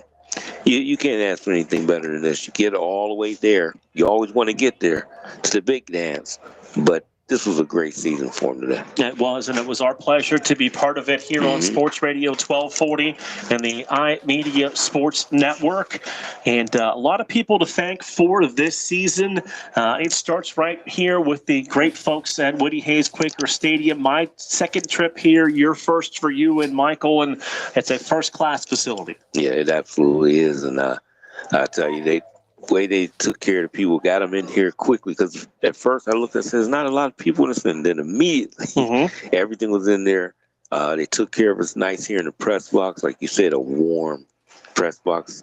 We've been in all types, so I really appreciate everything that we had tonight. I want to thank the Youngstown Patricians. We are associated with them for their broadcasts during the summer. They've been our title sponsor for all of our broadcasts this year here on Sports Radio 1240 and over on AM 600 WRQX. Thank you to John Galbraith and those guys. The Village Tavern in Hubbard, we thank them for being our kickoff sponsor for this year. Lena's Pierogi House back as the fourth quarter sponsor here in 2025. The Cleveland Cobras semi-pro football team, our Coach's Corner sponsor, and Discount Power Sports, who has again been our scoreboard sponsor here this year. Want to thank Jim Craven from both Dave and I and Michael for giving us this opportunity to do these games. We got reunited in 2021, and it's been a lot of fun. Yeah, it's been a lot of fun. I love it. And I love seeing these kids grow. As we come out every season, we see them get better and better, and the ones that continue going in life, having a good, successful out of football type life. So it's been great all season long, and all these years we've been together. So thank you to Jim Craven, to Dave Ferris, to our producer, Matthew Craven, back at the studio, who stepped up and helped me out a couple of weeks ago, and I appreciate his efforts for that and everything he has done for us to keep these games on the air. It's been an absolute pleasure working with Dave and Michael for another season. That is going to do it for the 2025 season here on Western Reserve Radio and Sports Radio 1240. McDonald finishes 13-1 as they fall in the state semifinals to Hillsdale, 41-14. For Michael Rickard and Dave Clark, my name is Mark Means. We'll talk to you next season here on Western Reserve Radio and Sports Radio 1240. We thank you for joining us for this special presentation of the iMedia One Network, and we now return you to your regularly scheduled programming.